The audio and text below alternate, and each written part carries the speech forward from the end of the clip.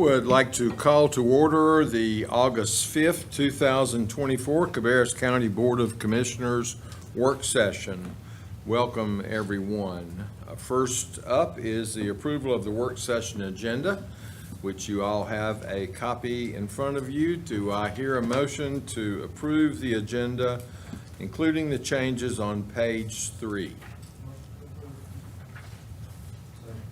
Okay, we have a motion and a second. Any discussion? All in favor, please say aye.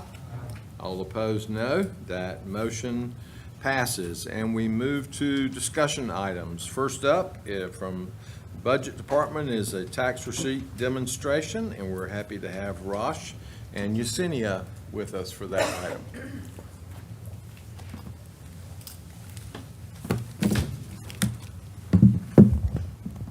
Good afternoon.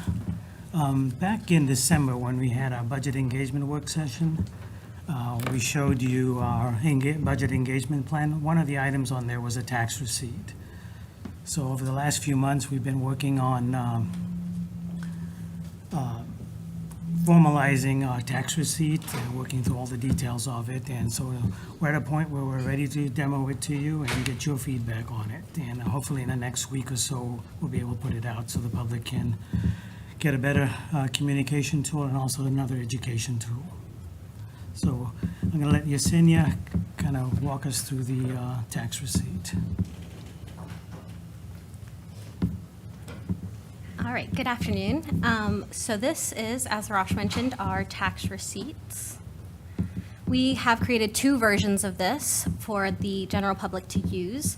So the first one is, as you can see here, it would be asking the resident to put in their assessed value of their primary residence. They can view that either through a mailed notice or via their online tax bill.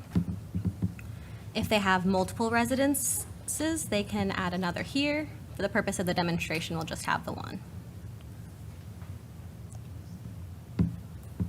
So they would put in the value that they can see, and then they can see how their taxes are used by function. So this is our big bucket receipt. This is a straightforward one-screen printout that they can view. So if they're taxes that they paid for just Cabarrus County, this is not city taxes, it's just Cabarrus County property taxes, whereas $2,304, they can see, and I can zoom that in, I feel like it's a little small there. 780 of those dollars went towards education funding. The other portion of this is our easy to read version, but if someone was looking for a more detailed version, we've also done a departmental breakdown. So they would scroll down, and they could click this link. For the purposes of the demonstration, the link's not live, so I will just show you what that would look like. They'll get to the exact same screen they saw on the other one, fill in the same box that they filled in previously, and then they can view how their taxes are used by department.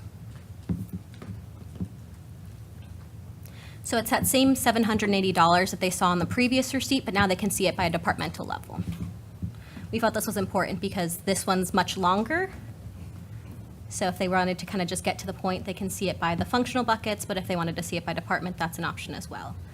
And one thing to mention is if they were curious about what specifically these buckets do, there's a little information icon, so emergency medical services, they can click on the eye icon and they'll get more information about that department specifically. And then if they were really curious to learn more, they can click this link, and they'll be taken to the FY25 program summary from our online budget book. And this gives them mission, overview, location. This page is full of a lot of good information from the department level.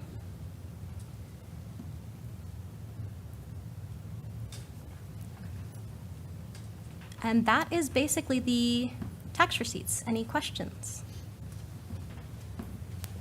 Just one question for you. Do you have a way to track how many hits you get on that site? Absolutely. Will we get a report for that? We can absolutely provide that. And so this will be live, you said, in about a week? Maybe sooner. We're hoping for a week at the latest. Okay. We're working on a video that'll help people walk them through the process like we did with you. And this way they'll be able to navigate it a lot easier. And so someone wanting to access, I know you already have the link pulled up, but someone who's, you know. It will be on our website, and they'll be able to go in there and click it. I actually have our website pulled up. The tile will be part of these 6. It'll probably be on the top row of these buttons. So this is the Cabarrus County budget website, and we may work on other locations to place it as well. So when they go to cabarruscounty.us, I'm assuming is the website, then they'll click on budget, and it will pull up this. And Absolutely. And again, we may place it in other areas upon first launching it as well. Departments. Can you put it on the main page? Yeah, we can absolutely put it on the main page. I think it's very. Less button clicks. I think it's very useful. I appreciate this. I know we had talked about it for a while, and I'd asked during the budget, Yeah. during our budget talks about this, and I appreciate the work on that. And we just had to work out all the numbers in the background, make sure everything works. I understand. I'd like to say thank you also. We hear about transparency, and that's as transparent as you can make it, down to the, looks like the penny as to what everything's going for. So thank you for that. Yes. I think it's very, very helpful. Okay. Any additional questions or comments? Thank you very much, and hopefully we can help to publicize that and make people aware of it. Thank you. Yes. Okay, next up, Cabarrus Recovery Grants update. We're happy to have Ellie Landrum with us for that item.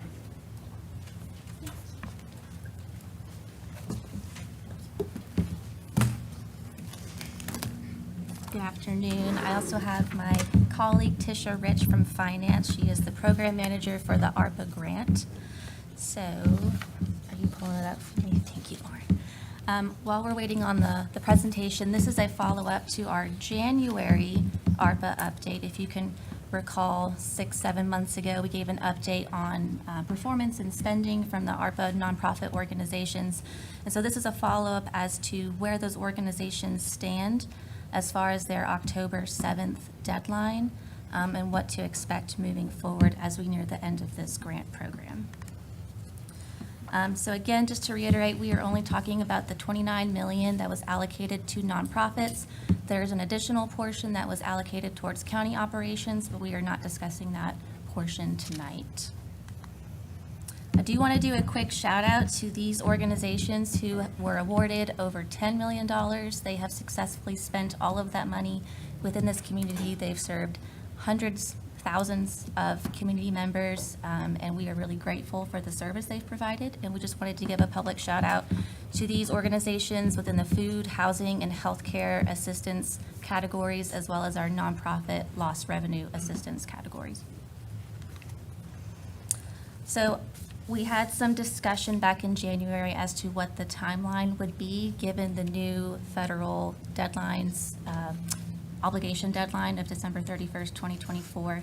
So our new deadline for organizational spending is October 7th, and that is to give finance time to review reimbursements and submit those reimbursement payments by October 31st. So that at your November 4th work session, we can come back to you with a final number for reallocation purposes, so that you can vote on it at your November 18th meeting, and then we can get that report submitted to the feds in December. The last 2 weeks of December, with Christmas and New Year's falling midweek, our goal is for a December 13th application submission, so that if there's any glitches in the system, we can get that resolved. But that is the timeline that we are working with, and we will talk about what kind of reallocation numbers we might be working with. But the organizations, they've been notified of this deadline, they are on board with this deadline, and the majority of them will spend their funding by October 7th. Is that October 7th a federal date, or is that a date that's our date too? That is our date. In their contracts, it was initially October 31st, but that just did not give finance enough time to turn around reimbursements in time for you to vote for a reallocation, to then give us time to submit a final report to the federal government. So it just gives us an extra 3 weeks to get some of those reimbursements turned around. So these are the 21 organizations who have active awards, who have a deadline of October 7th. The majority of them have a small percentage remaining of their award, but there are about 8 that staff have identified as those that may not be able to spend down their total awards for a variety of reasons. And so Tisha is going to talk a little bit about why those organizations have struggled with their spending. We have worked with them one-on-one over the last 3 years to try to identify what those challenges are and work with them to figure out ways to help spend that money down. But some of these things have been out of our control, such as supply chain issues, staffing, hiring, and retention. So she's going to go through and talk a little bit about each individual organization so that you have a better idea of what they've been struggling with. Bethel Enrichment Center, they have approximately 39% remaining, or 30,000. Their issue with spending was supply chain issues where they were looking to purchase a vehicle. The prices had changed since the original date of the grant, so we had to move some things around. Camino Community Development Center, they have approximately 41% remaining. However, a lot of that could be used for renovations. They did move locations to expand. They also had issues with staffing and bilingual staffing. Genesis, A New Beginning, they had staffing issues as well. They were unable to hire staff due to competitive wages and to get clinicians into the schools when the schools reopened. ICCD, which is International Center for Community Development, they actually had staffing issues as well and office space flooding. So they are looking for a new location. They temporarily have housing through a church, but they do have to work around the church's activities and schedules, which has limited time. Operation Decisive Victory also had staffing issues. Rise to Thrive Family Resources, they had staffing issues and program and hiring. Kannapolis Head Start, they had a delay in the program. They had a change in staff, and communication on that was not relayed prior to the person changing positions. And Salvation Army, they were delayed in starting their program since their shelter was also delayed in opening. So the calculation you'll see here for the potential amount to reallocate is nearly 1.6 million, and that is a very rough estimate. That's a calculation we did based on their average monthly reimbursement rate, projected out through really the end of September. So this is an estimate of what potentially could be remaining, but we wanted to give you a heads up so you could start thinking about what you would like to do with that 1.6 million. We do have to have that money reallocated by December to be spent through through December 2026. We did send out a request for applications to a few nonprofits who had great historical track records of spending, of communication, and had an impactful performance rate. And so these were the organizations that we asked to send in an application in case the board decided to reallocate that 1.6 to additional nonprofits. So we do have those applications on file, and we can send those to you if you would like to consider them. However, that 1.6 could also be used for other county operations should you decide to do so. So our key takeaways here is just that our internal deadline is October 7th for organizational spending. That is, again, to give finance time to review reimbursements and turn around those payments so that we can come back to you in November with the final reallocation number. If there are any questions, we are happy to take them.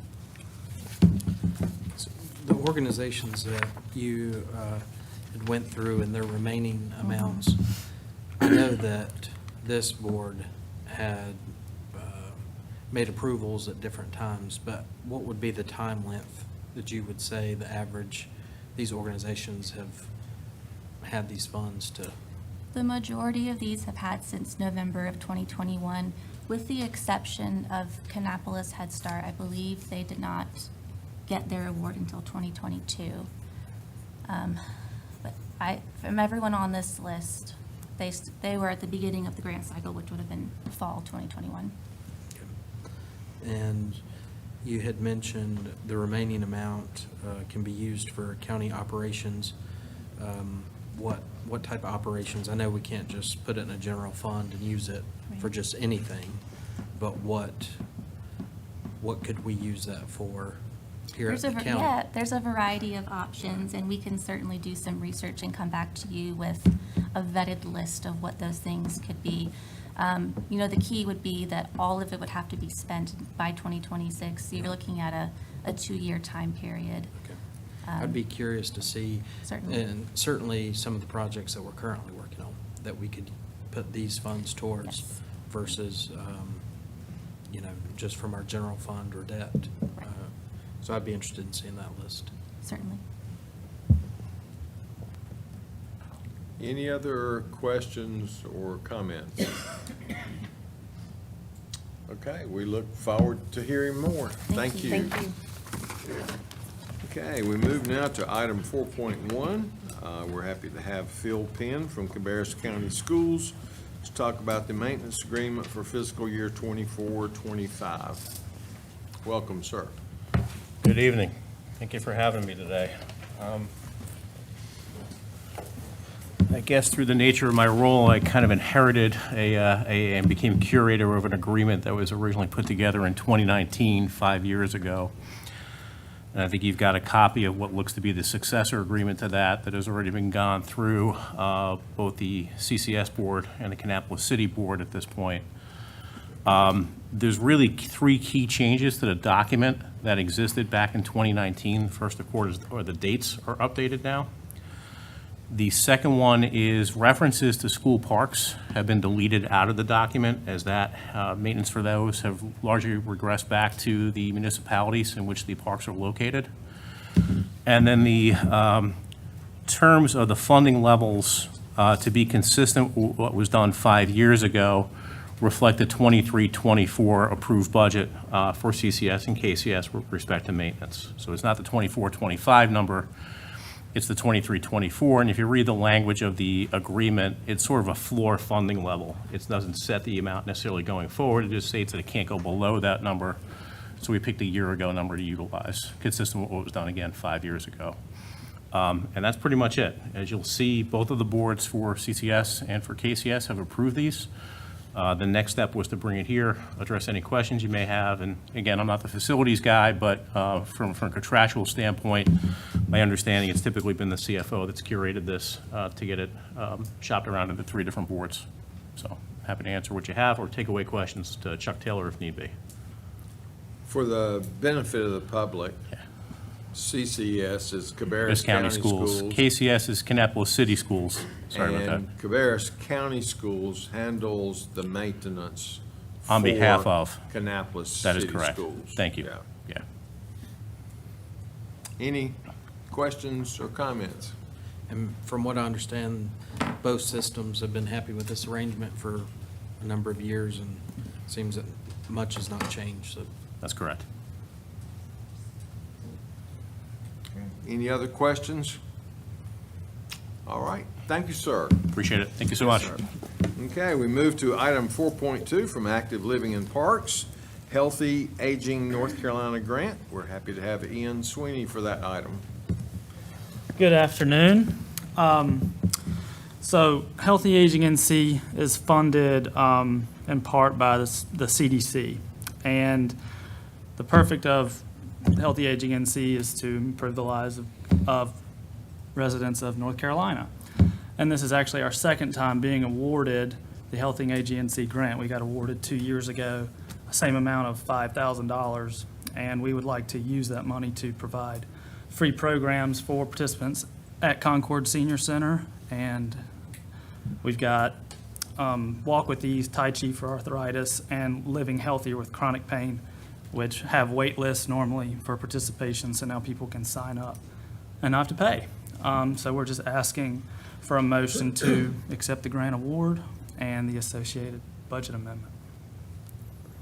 I will say, 2 years ago, we only had to really complete one of these programs to meet fidelity, and we completed 5. So they were excited when we applied again this year. And there's no match on this? No match. Questions or comments? Straight to the participants. Yeah, well, we're happy to provide free services for our seniors any opportunity we get. So we thank you for applying and bringing it to us. Thank y'all. Okay, we move now to item 4.3 from Construction Standards, approval of funds for demolition of property. Happy to have Matt Love with us for that item. Good afternoon. To give you a little recap, how we got to this point. So, 4509 Manio Drive, back early 2023, we received several complaints from neighbor property owners. We had a burnout mobile home, we had some RVs and some makeshift forts, if you will, out there. And we went on site and, a lot of it was not something that was covered under building code or zoning code, and it was kind of a gray area. So we went to you guys and created an ordinance called a nuisance ordinance, and it was approved in January. And then after the ordinance was created, we went on site and cited the property owners with the violations. And on this particular property at 4509 Manio Drive, it had 3 or 4 property owners, so we had to reach out to all the property owners and give them a chance to either remove the nuisance and unsafe structures or bring them up to code. And they were given 60 days to either reach out to us and file a hearing. After that 60 days, we did not receive any notifications, so we posted a property. And then we proceeded with getting estimates from contractors to have the property cleaned up and removed. We have notified the guy that's living on the property now, who's not the owner, he's just living there, got permission from one of the owners. And we told him that this will be coming. And so what we're asking for tonight is, or not tonight, but what we're asking for is approval of funds for the amount of $10,800 to clean up the site. That was the lowest bid of the 3 bids. And in the packet, I had the copy of the ordinance, I have the inspection history with the timeline, several pictures. I can give you more pictures if you need them, and then I also give you a copy of the ordinance with the letters and violations sent to the homeowners.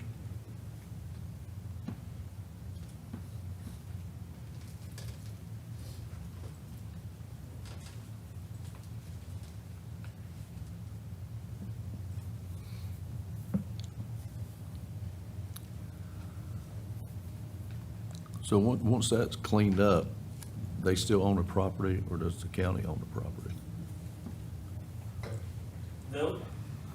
I will let legal handle that. They'll still own the property, but we'll put a lien on it for $10,800. And if they go to sell the property, that would take priority under the mechanics lien statute. We'd get David to collect on it. How much land is involved in this, Matt? How many what? How much property?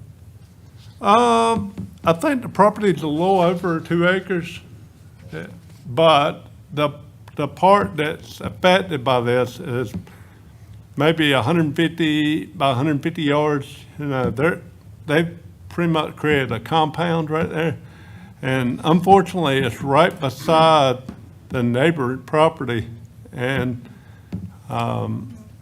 it's created a nuisance and a safety hazard as well. Now, I know this guy, you know, because he's been attending our meetings, Mr. Tucker, a neighbor. And I'm familiar with where this property is at, and it surely is a mess. Mobile home burned a number of years ago, and it's just a mess. And, you know, we talked about this several months ago when we passed the nuisance ordinance. And so this will help us get that mess cleaned up, and we'll get it back sometime. I don't know what the property value is, but the way it is now, you know, it's not worth much of anything. But we'll at least recover our cost at some point. Any other questions or comments on this item? I think that we have probably all heard from the residents in that area and how much of an issue this has been, so I'm certainly in favor of moving forward with this and getting it cleaned up. You know, just for anyone that's watching, it's not a situation where the county is going in and just picking at random a property. There's been a number of issues with the folks that's living on that property, and sound and noise and potentially some activities that shouldn't be going on there, and all of this, you know, looking at the pictures, clearly it shouldn't even be inhabitable. And so it certainly needs to be cleaned up. So. Matt, typically, any situation like this would be a reaction to complaints from neighboring property owners. This is not something the county goes out and looks for, but is to try to assist the people that live on the adjacent properties. Is that correct? Yeah, that's correct. The only time we will handle something like this is somebody complains.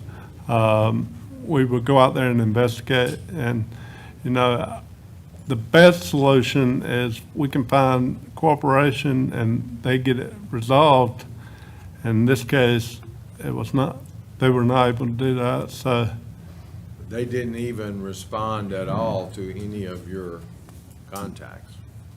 No, sir. Great.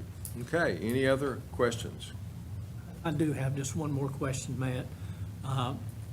The person that's, you might say, squatting there, what's going to happen to him? When we posted the property, and back last month, when we went out there with the contractors to quote, you know, he was there, and we kind of give him a heads up that this was going to happen, and we would be in touch with him, and we offered assistance, you know, with Red Cross, and he did not express any interest in that assistance. So I think right now at the moment he's looking for another location or somewhere else to go. Well, what's going to happen if we get it cleaned up and he just says, thanks for cleaning my yard up, and he just continues to live there in a makeshift fort or whatever means of a place for him to keep his head dry? Do we have anything that we can? Well, then we would have a zoning violation, and so it would kind of move into a different enforcement phase. And I suppose that once we get this done, we will follow up on that. If he's still out there, yes. Yes. Well, I'm sure the neighbors will let us know about that. Okay, thank you.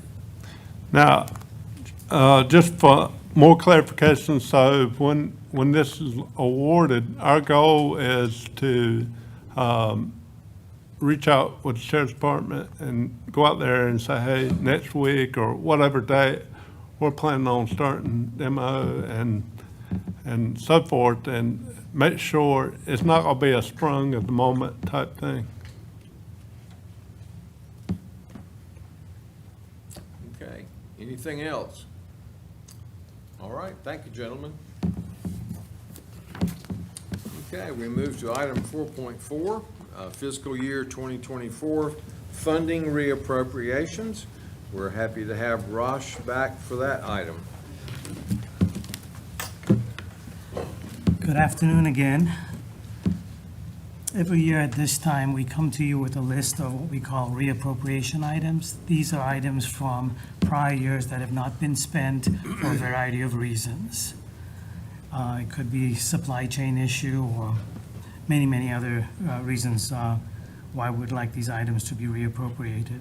We do reach out to the departments, they provide us a list, and we kind of vet through the list and come up with a final list. You have the list in front of you, so we're asking for you to approve the motion to amend our 2025 budget ordinance to carry these over.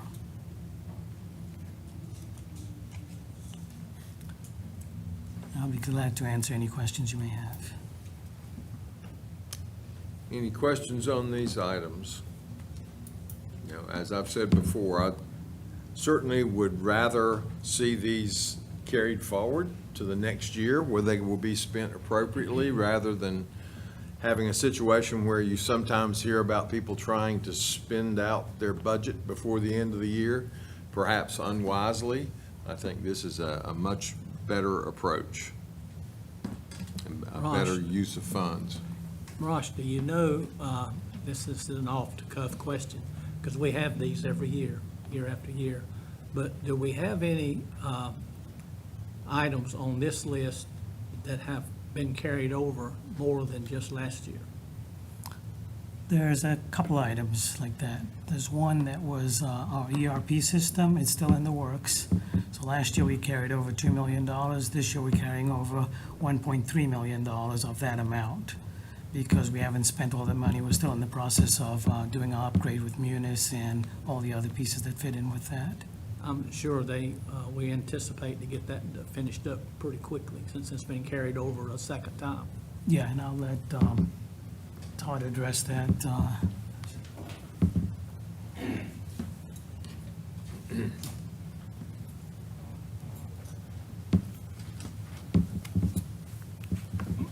Much to Chairman Morris's point, the point of that is to not move too quickly on it. You know, selection and identification of the right system for the right piece takes time. So obviously $2 million is a lot of money. So I do protect our tax dollar money like it's my own. So I move a little bit slower on those things. So I would anticipate that the majority of it would be spent in this fiscal year, but I wouldn't sit here and tell you that for sure it would happen.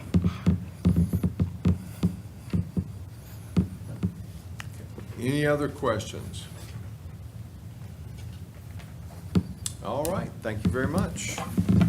And we move to item 4.5, Messer GMP 3 for Behavioral Health Center, and happy to have Kelly Sifford for that item.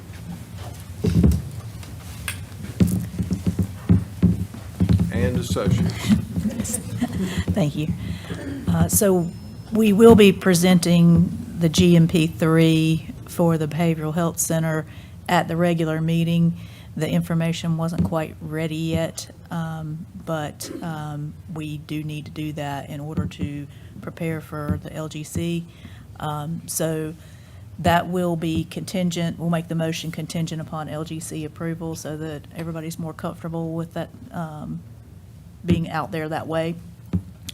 So we will have a number for you at the regular meeting, and it'll be on new business. If I understand correctly, that is an LGC requirement that those contracts be in place before that's part of the information that's presented to them? Correct. Yeah.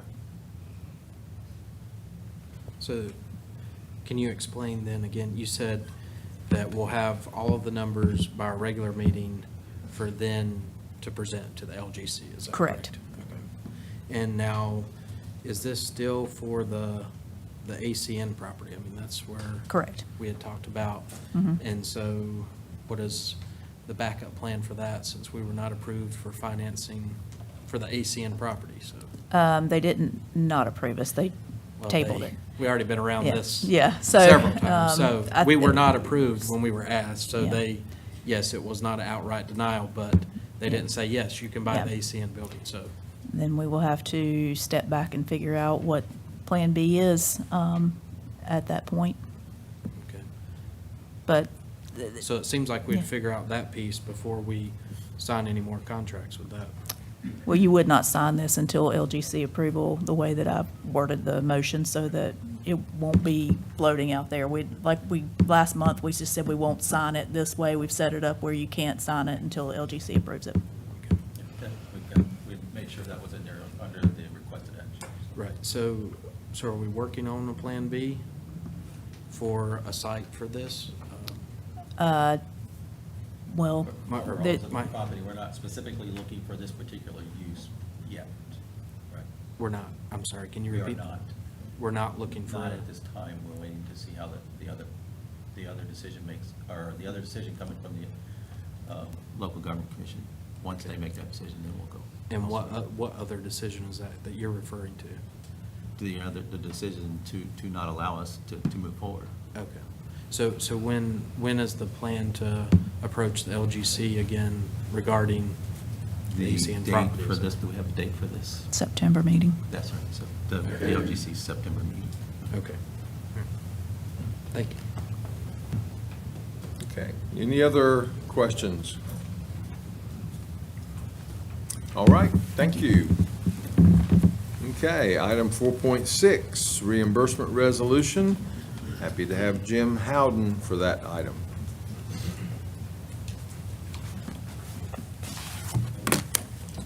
Good afternoon, Commissioners. The reimbursement resolutions that you have in your package are the remaining resolutions. And what we do to protect the county is we do these reimbursement resolutions. These are for capital projects that we may finance.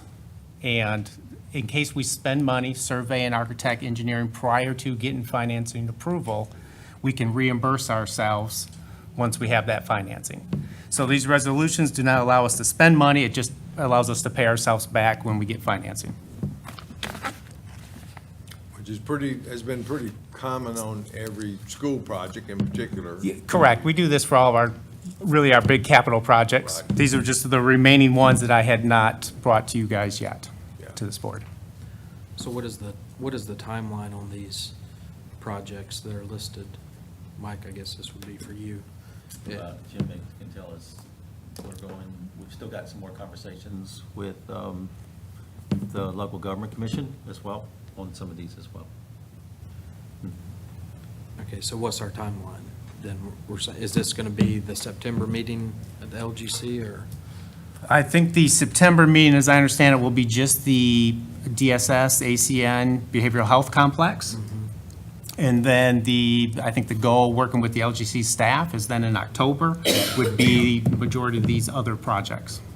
So if we were to agree to these reimbursement resolutions, and I understand that, this has been a simple, procedural, I guess I'll say item on a lot of projects that we've done, but since we've had so much issue with the financing approval at the LGC level, if we agree to these reimbursement resolutions,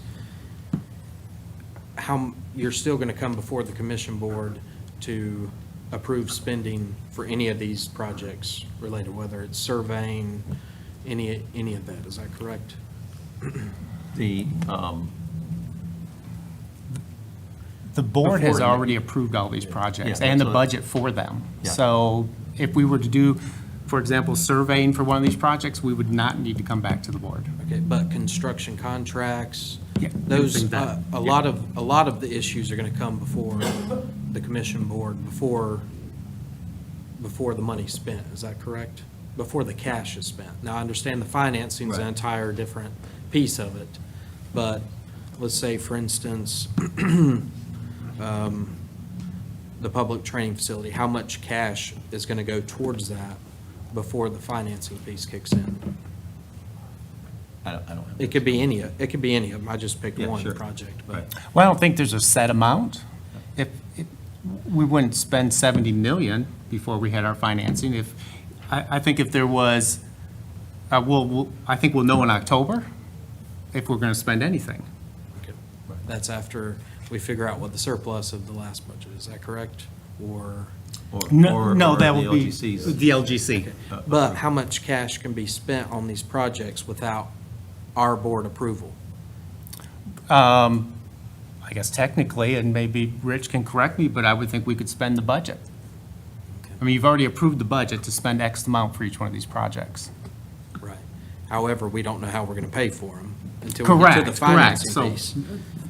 But, you know, potentially, you know, if you go out and let's say, well, you know, your millions of dollars can be spent towards one of these projects without, I understand it was already passed in the budget. However, millions of dollars can be spent towards one of these projects that then we could in turn not be able to get financing for. Is that correct? Would that be an accurate statement? Yes. Yes. Yeah, it could, yeah, it could.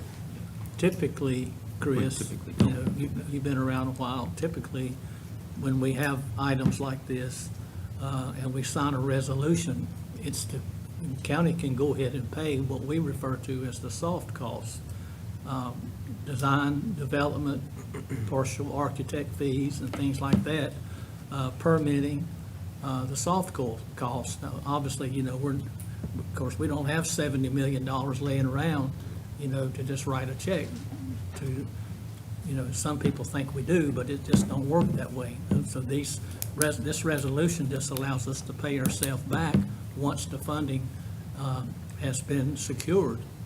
And, you know, I don't know any reason at all why the LGC wouldn't approve these. They've been doing them for the last 16 years, so I don't see why it would be any different on these, because we do it with high schools, and we did it with the courthouse, and pretty much everything we do, we sign resolutions to pay ourselves back the soft costs.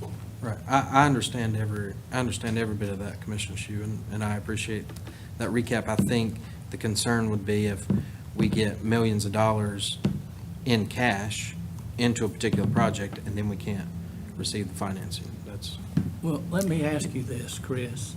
Do you know of any reason at all why we wouldn't get financing? We wouldn't get approval? We're AAA rated with all of our rating agencies. We Wow. have more than enough debt capacity. I think- So what would you say would be a reason that we couldn't get financing? well, did you watch that last LGC meeting? I did.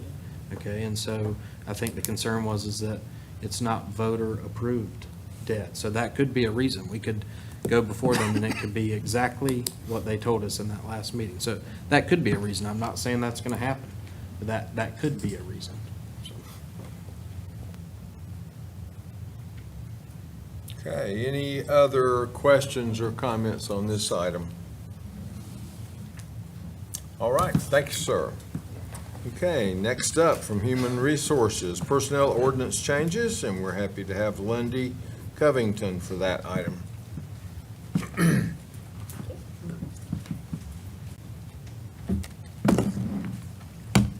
Good afternoon, Commissioners. We do have a number of ordinance items for you today, and we're going to split this into two sections. So I'm going to start with what we would kind of consider our general updates, some things that we try to bring before you, kind of compile them so we don't come at you every month with something additional. A number of the items today relate to our leave of absence type benefits. So we do have Joanna Ray with us who can assist with any questions, and Paula McNair as well. So we're going to tackle that first, and then we're going to shift to some of the items we brought to you in the retreat, those total rewards types of benefit accruals, and Ashley's going to go through a presentation with that. And then depending on your response to that, we can flip back to the ordinance changes that would support that. So hopefully that will make sense. There's a lot of material that we provided for you today, but again, we're just going to share the two basic items, the ordinance track changes so you can see what we're recommending there, and then the PowerPoint presentation.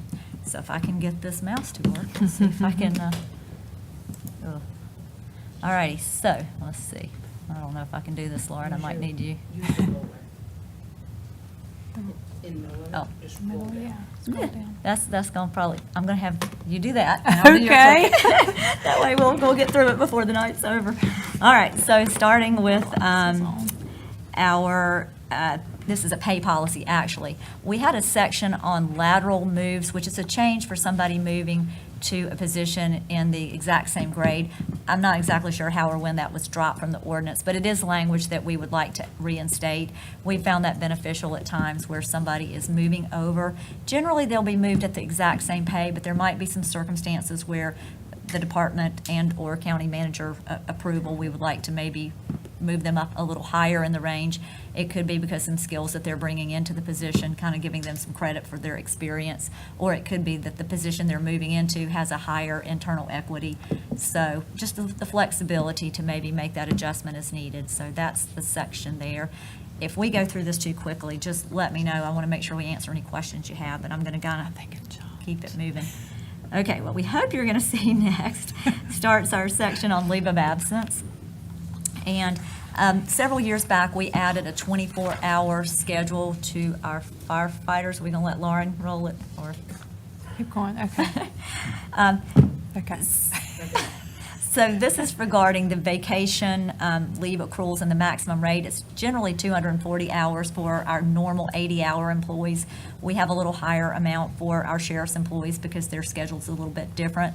We did not, unfortunately, add, when we added the firefighter 24 schedule, an equivalent amount of time for them. So this is just basically to kind of catch that up and show that their accrual bank would be a little higher. So there's the accrual, and then there's also the payout should they leave. So those two sections tied to the firefighters.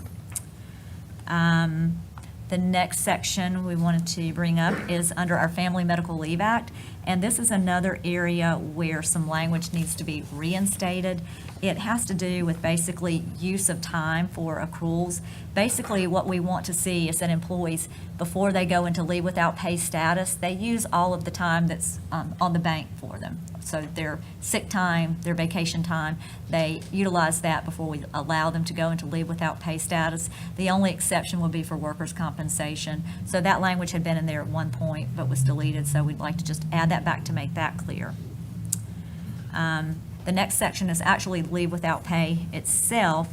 And in that section, we just wanted to really kind of clarify the language a little bit. There's use of an acronym, that LWOP that we call, so we're just trying to bring that into play. There's also an administrative process for this. So leave without pay is basically utilized anytime we're trying to close out an employee's timesheet. We basically say we try to balance them to their scheduled hours. Generally, that's a 40-hour work week. If somebody does not have enough time, that's how we account for that gap in time with the leave without pay process. It does need to be approved whether it's, this is going to sound kind of odd, whether the reason is approved or not. So we want to just clarify that it might be recommended and approved by the department.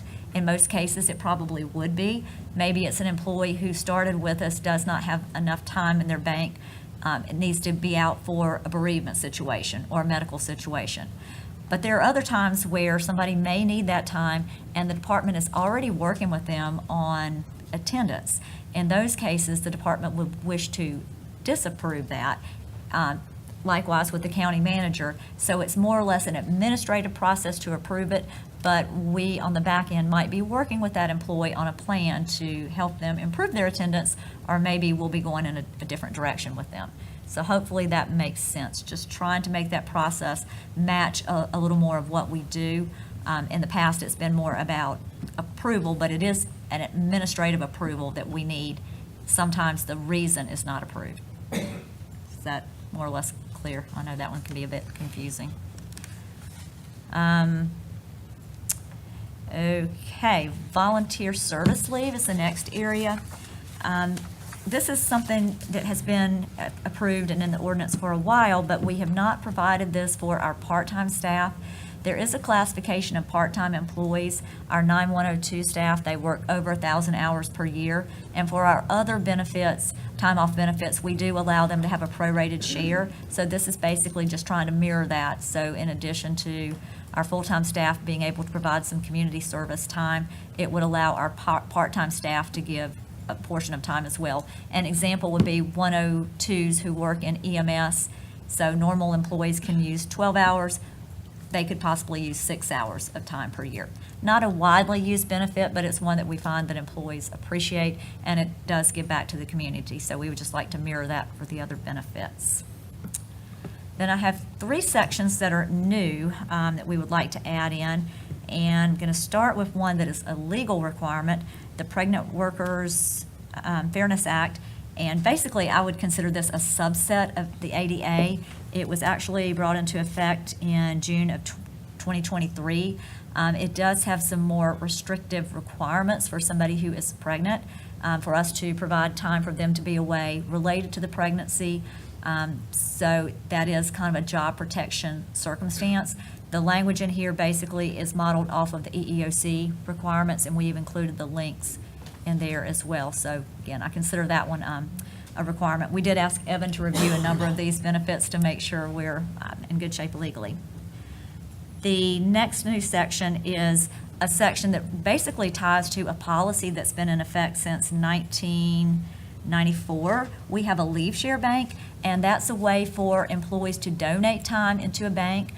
Their vacation time primarily, but they can also donate up to 8 hours of sick time per year.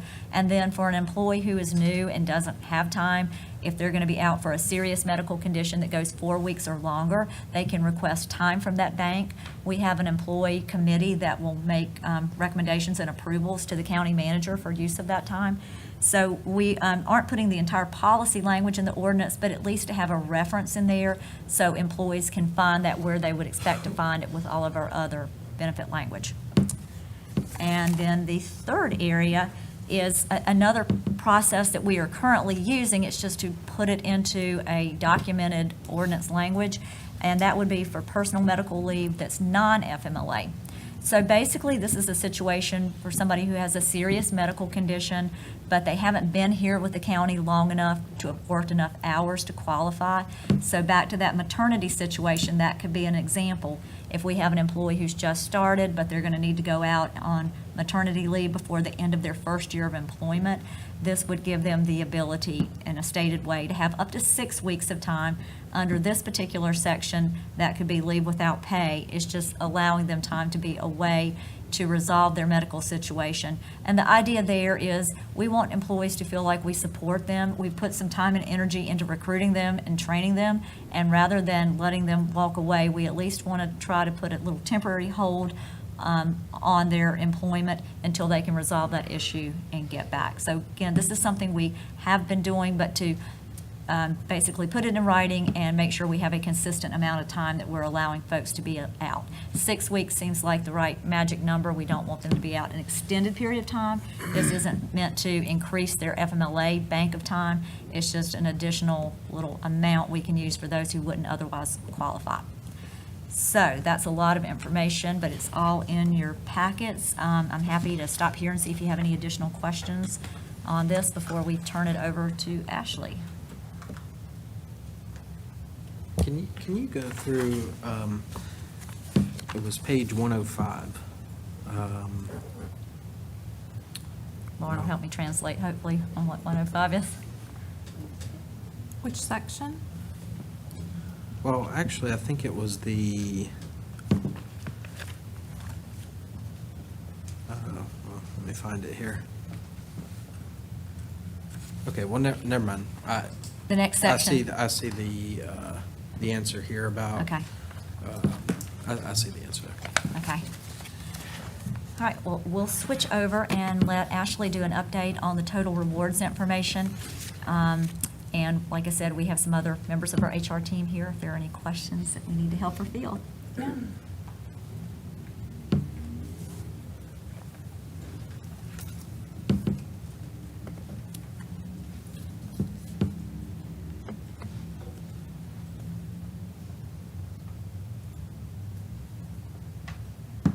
Okay, I'll be able to click. Oh, this one. Okay. They're both connected. Okay. All right. So thank you for letting us come back and talk to you a little bit about the total rewards programs. In January, we conducted a survey including 17 jurisdictions, and we presented some of this data at the Board of Commissioners retreat in February. And during that meeting, we proposed the items that we felt were important for us to work on in order to be competitive in our market. We have researched other jurisdictions along with HR professional organizations' policies for guidance on establishing our recommendations. Here are the 17 organizations that we surveyed in January. Cabarrus is one of the top 10 counties in North Carolina, so we reach out to the top 10 jurisdictions plus our local competitors like Iredell, Rowan, and a few of the cities like Concord and Kannapolis when we are looking at compensation and benefit reviews. We recently added information from the state of North Carolina because there were some questions about the state benefits compared to us. So this brought the total number surveyed to 18. Supportive leave benefits are important because they may reduce the loss of talent in recruitment and retention and reduce the average cost of turnover. Over the last year, we lost 222 full-time staff members. While some of these were for happy reasons like retirement or to take care of family needs, others were a decision to leave Cabarrus County to go somewhere else, citing reasons like unmanageable workload, benefits, or better pay. Absenteeism and presenteeism also become problematic and costly when employees don't have the time to take care of basic needs or have the time off they need to decompress and spend time with loved ones.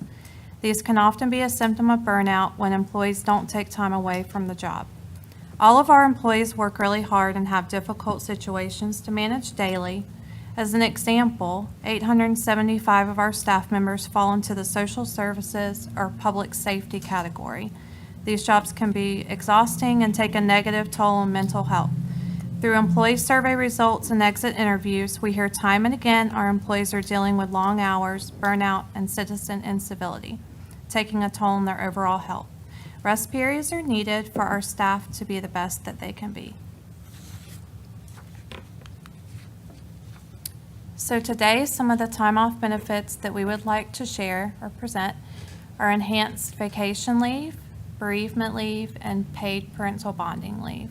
And the timeline for changes, if approved, would vary by project. We estimate that changes could be sometime after September 1st with coordination between HR, IT, and payroll.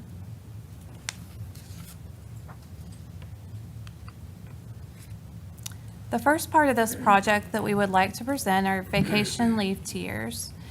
And we would like to request to adjust vacation leave at all tier levels based on years of service to be more in line with other jurisdictions.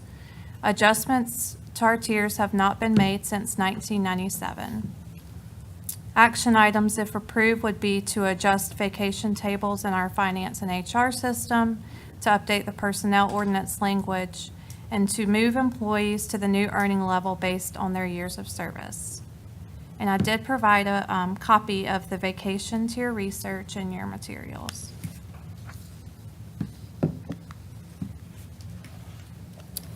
So this chart just shows what we are proposing moving from and to, and it also shares the range of vacation leave offered in other jurisdictions. So I'm just going to kind of walk through that.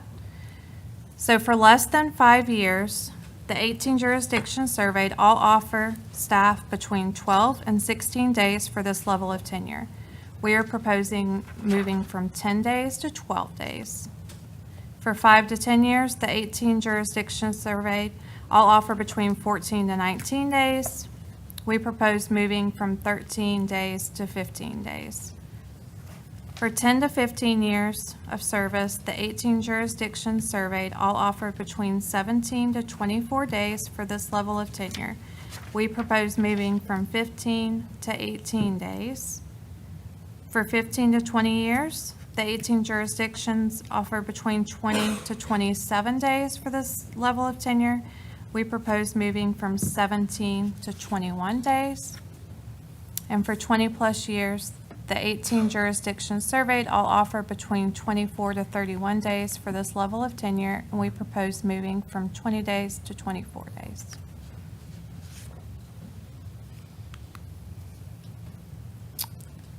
Part 2 of this project that we would like to put forward for consideration, part of that's for recruitment of experienced staff. So considering years of experience in North Carolina local government and state service and placing that new team member in the appropriate accrual rate. So for example, if an applicant has 11 years in North Carolina local government, they would earn vacation accruals at that rate. at the new tier level, that would be 18 days per year. We have lost experienced candidates because we don't currently do this. It's difficult to convince a tenured candidate to walk away from 18 days off using the example above and starting over with 10 days off. In our research, 50% of surveyed jurisdictions have already implemented this into their recruitment program, including some of our local competitors.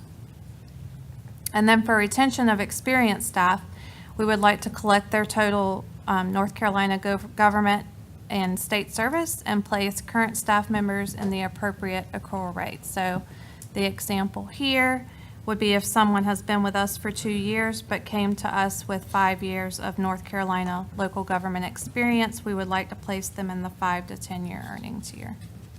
I can just add on to that one, 2 recent examples. We've actually lost some long-tenured employees who left us to go to 2 other different jurisdictions that actually do this.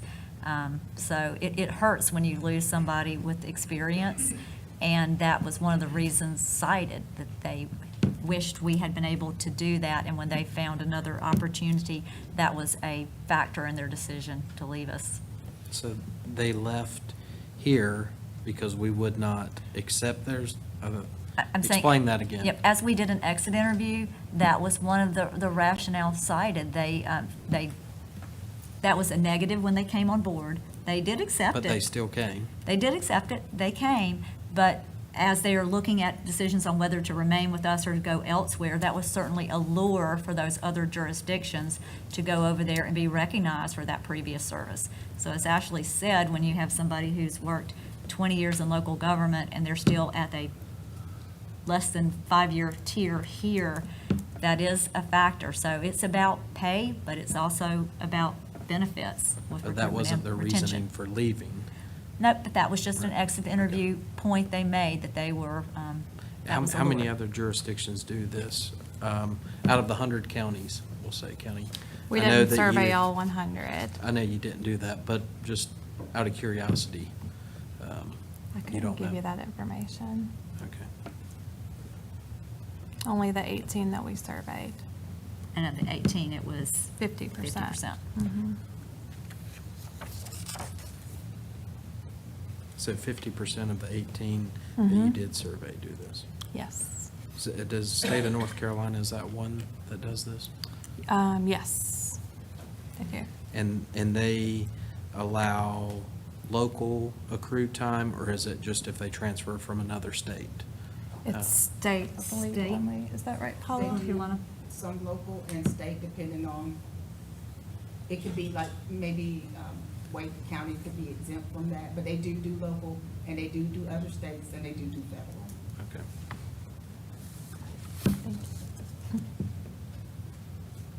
But there are some exemptions that they don't do. Okay.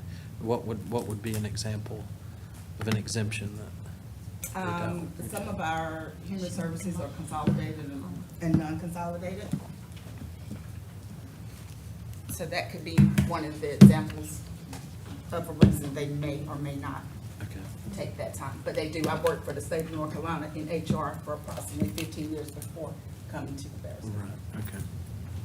And I'm assuming your time off did not transfer? Well, I can speak to that passionately. It did. I wasn't aware did? of No, the it benefits didn't. when I first came. He asked if it did If- transfer, if Oh, your time transferred. Yeah, your Not time time. from the state. Came that you- here? Yeah. No, Okay. no. But And you it was- still came anyway? is I that- did, and I can tell you why. Life happened. Yeah. And I needed to be here. Okay. But that was a factor from dropping down from earning approximately 6 weeks of time to going to 2 weeks of time and being there for 5 years and bringing my experience to the county. That was very valuable, saved them some money. And it was painful. It was painful, but yeah, life happened, and that was why I was here. I know most folks who are thinking about transferring jobs will use up their paid time off before they leave that job. That's typically the way things go. Now, how about, have you done any surveys in the private sector of who offers this? Because I'll tell you, I don't think this is a thing in the private sector. Is that? We basically compare to governmental jurisdictions for this type of research, so we have not. Right. Yeah. Okay. So So just for clarification, you said people typically use up their time before they switch jobs. This is a recurring thing every year as their vacation based on years of service. So that would not be something that you would use up or could use up when switching positions. Well, you would use it at your current position. So if I'm employed at, let's say Guilford County, and I had 10 days accrued, I would use that before I quit Guilford County and moved to Well, Cabarrus. I think most That's people the way most would, but then when you move to Cabarrus County, you would drop from 10 days to 5 days. Or whatever. The category would be. And so, there may be people that for, as you say, life happens, and there are reasons that you were willing to make that sacrifice. We don't have a record of how many did that became aware of that policy and said, well, I think I'll just stay where I am. And it is something that is done in the private sector. It's a pretty common negotiation point for Right. somebody, not just negotiating their salary, but also negotiating their benefits. So to attract somebody who's more seasoned or deeper into their career, it's a fairly common practice to make some concessions. And what we are requesting is the ability to do that consistently. So not to pick or choose who is offered that option because they negotiated better. We want to be consistent and basically to say this is something that we value. You are bringing time in a very comparable position, and that's worth a good bit in terms of getting somebody up to speed and learning the ins and outs of local government. So there's a benefit to it, to the county. I was just going to add, I've been in the private sector for 45 years. That is common. I mean, it's very negotiable, and it happens in most companies. And does the county negotiate benefits with any prospective employees? Or do they go by do we, the county, you, go by the approved policy? We go by the approved policy. There is, if somebody makes a special request, we can take that to the county manager. But again, that's where I'm saying there's a lack of consistency if you do that. It would be better to say this is how we handle it. We're in or we're out.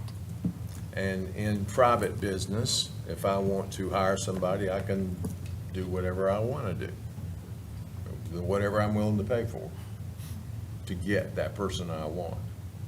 And we do compete in some sectors, some areas with private employers. But again, where we're seeing it is more on public employers. And while it was 50% of this sample, it seems like there has been a trend recently, and there are a few what we'll call neighboring jurisdictions who are close enough by to us that I think we need to pay attention to what we're doing, because we don't want that to be a draw. If we have people who, as Paul was saying, took a job here for whatever reason, but have an opportunity because the market is what it is, that could be a factor in luring them away. And I feel like maybe that was the case with those two I mentioned, even though not the primary reason they left. Other questions Sorry to hijack. before Oh, no, you're she fine. proceeds? Okay, I'll keep going. So vacation tiers do impact employee banks because they carry forward year to year, and if someone leaves, the time would be paid out within limits. This policy hasn't changed. The payout limits for a full-time 8-hour employee is 240 hours max. Anything above that rolls into a sick bank and is not eligible for payback, or payout, sorry. Where we would see the minimal impact would be to vacation payouts due to turnover. Our vacation time is earned over the course of the year as employees work, and therefore it takes an entire year to earn 10 days of vacation. So out of the 222 employees that left us last year, 166 of those fell into that 0 to 5 year earning tier and had low banks. And then just for a visual, we pulled our number of employees and the tenure, so you could kind of see where they might fall if, in the new proposed vacation day chart. So we have 1,265 full-time employees. Half of those employees at 647 fall into that 0 to 5 year bank, and therefore wouldn't have larger payout balances if they left. That's the end of the vacation presentation, so I'll pause here for a minute if you guys have any questions about, additional questions about vacation. I have a question for you, Ashley. You mentioned the number of turnover, 222, I recall.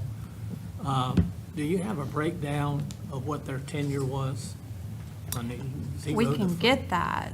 I'm just curious, because, when there comes, because I'm a former business owner for 20 years, I found out that the longer you can retain a person, the chances are better that they're going to stay. And if you can make the package good enough for them for the first few years, that will help them to stay around a while.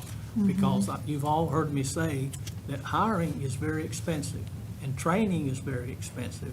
And whenever you lose a key person, well, it may take 5 or 6 months to replace that person, and all the work that that person does is handed down to the rest of the employees to pick up the difference. And so, and we've all been in that situation before where you have to pick up and carry the load a little more than you would, but it would be curious to me to find out what the tenure breakdown is for the people that we lost. What category were they in?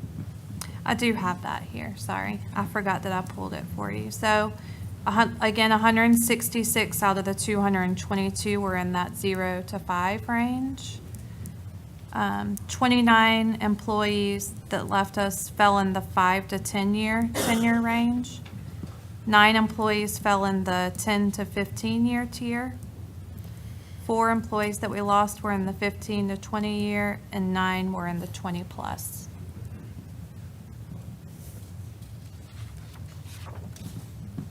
But,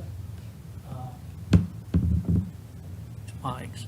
But some of those, though, could have been retirements, though. and In the you don't 20 have that plus, breakdown. yeah. The 9 that we lost, 5 could have retired. 5 could have moved away to another city or things like that. Yes. So, So the 0 to 5, you said 166 had the 0 to 5. And so if we have a new employee coming in, what would be their, I know there's discussion about front-loading time off. What would be a new employee coming in? That's not part of this particular presentation. It's something that we talked about potentially for later, and that was with sick time. Right. So right now, we get 13 days of sick time, but it takes the full year to earn the 13 days. And so we talked about potentially allowing an employee to have 6 days of sick time, like front-loaded, in case something happens within 6 months, they get sick or that kind of thing. So that's not going to be part of, it may be later in your proposal. It's not today, no. And as you're considering this, we really are considering this 4 different options we're presenting to you today. So if you decide the tiers are fine, the other item isn't, it is kind of severable where there's 4 different items we're presenting. So this was the first 2. Okay.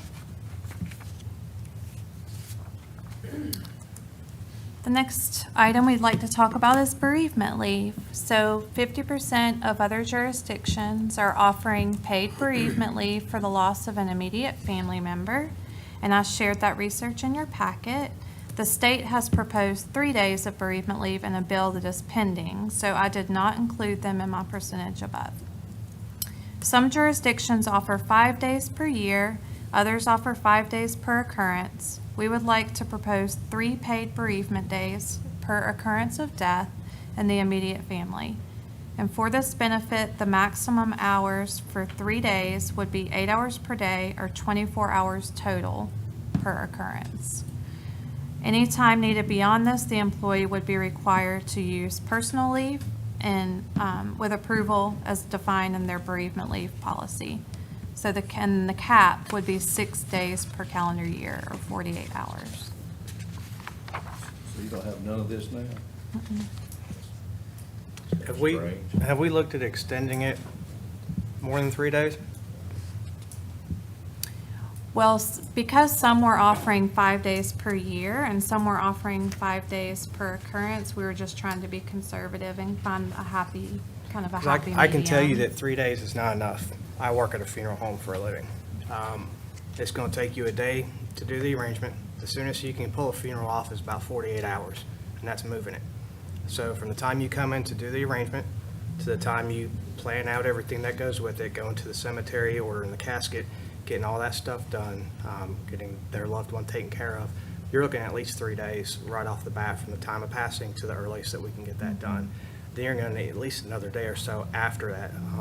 You have a 3-hour visitation, you have a service, and you have a burial. If you do it all in one day, it's about 6 to 8 hours. That's a long day. And then there was a slide earlier that talked about your employees being at work but not really being present. They're not going to be present after the day of the funeral. That's not going to happen. So I don't know if we could look at offering more, but as somebody who deals with this on a daily basis, I can personally tell you that 3 days is not enough. I'm glad we're offering 3 days. That's a good start. But to see what families go through every day dealing with this, 3 days is not enough. So, but I do appreciate at least that being a starting point. But the average time range for a quick turnaround, you're looking at 48 hours, and that's everything falling in place. It's typically 72 just to get it off the ground and going. So that's their 3 days right then and there from the time that happens. And they haven't even had a chance to fully recover from that but before they get a chance to have a little bit of time to get back to work. So. We had initially proposed 5 when we presented to you before, but just looking at the surveys and what others were doing, some that have the 5 days per occurrence max at 5 days per year too. And so, like I said, we were just trying to be conservative and offer our employees something, but we're open to And suggestions. do we have it defined as what is an immediate family member? We do. What is an immediate family member? So that's in our policy. Spouse, parent, child, sibling, grandparent, grandchild, plus the various combinations of half-step, in-law, and adoptive relationships. I'm certainly in favor of the bereavement pay, and I know we had discussed this, and Commissioner Wortman, I understand exactly, what you're saying. When you lose a family member, that's, especially immediate family member, that's a tough thing to go through. But I would imagine that your proposal, the 3 days, there's also the other banks that they could pull from if it's a vacation day or sick time. So the 3 days would not go against their sick time or Right. vacation time. Is that Right. correct? Yes, so what we talked about was the intended use of bereavement leave would be to manage funeral arrangements, attend services, and then if they needed any time beyond that, that could be considered and approved. They could use some other type of leave time. They could use sick or vacation or that kind of thing. And then, so if this was approved, we would remove the bereavement leave language from the sick time policy and establish the separate bank of time and the separate policy.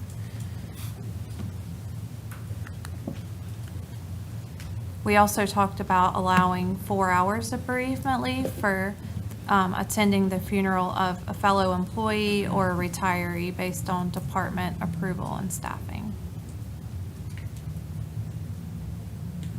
And we can open it up for additional questions for bereavement leave.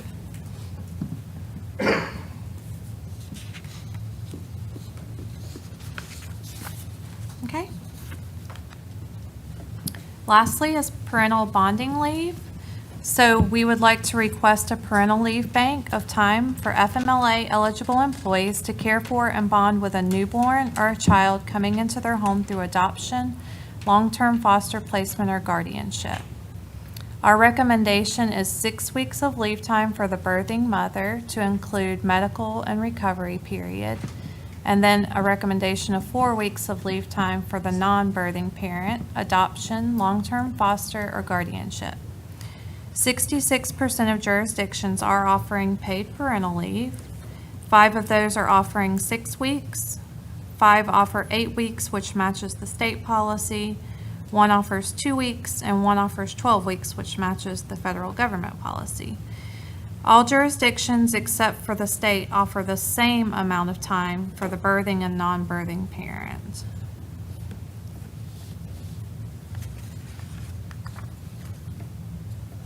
And to be eligible for paid parental leave, an employee would need to be a full-time employee or a part-time employee that works greater than 1,000 hours per year.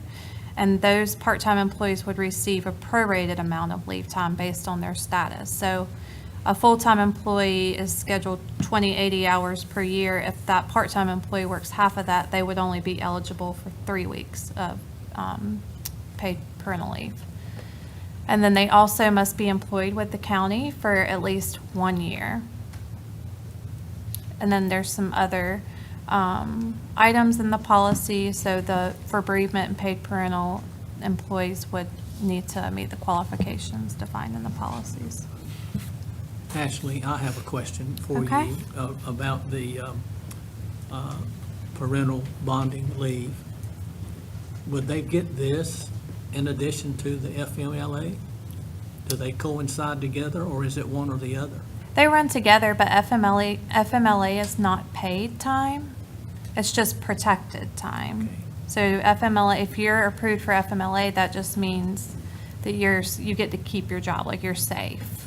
Is that the good way to describe it? And it's not paid time. Okay. So right now, if we have like somebody who has been with us 2 years and they have a baby, they may not have enough sick time to take 2 weeks or to take 6 weeks out with the child, and have to have leave without pay. Okay, so that wouldn't pertain to them, the parental bonding leave would not pertain to that employee just described. But would the FMLA? It would give them 6 weeks of time, of The paid time. The FMLA, though, would not come into play, or would that give them that 6 weeks without pay, and then 6 weeks, well, whatever this right here will give them for being a 2-year employee? So we say FMLA can run concurrently with other items, so the FMLA portion would start, and that goes up to 12 weeks. 12 weeks. This would start at the same time, but give them just 6 weeks of paid time. Beyond that, they could still be out an additional 12 weeks, but they would have to utilize their own time for that, if they have it. Or if they don't have it, they could be leave without pay up to the end of that FMLA window. But we would be required to hold their job for at least 12 weeks. Yes, Okay. So what is it now for like a mother? they have to use their own time Whatever they've been able or to leave pay. without pay. Yeah. And in that 2-year example with somebody getting 10 days per year of vacation and their sick time, and oftentimes you're taking sick days as you're leading up to the pregnancy because of your medical appointments. So it is just a way to try to, again, be competitive with what others are doing and carve out protected time that is designated for this particular purpose. It won't address all of the needs, and there are certainly some employers who will do a full 12 weeks of paid time. We're not asking for that. We, again, know we can supplement that with additional leave banks, but it would be a nice start to be able to offer that 6 weeks. Because most of your private sector has been doing this as long as I can remember.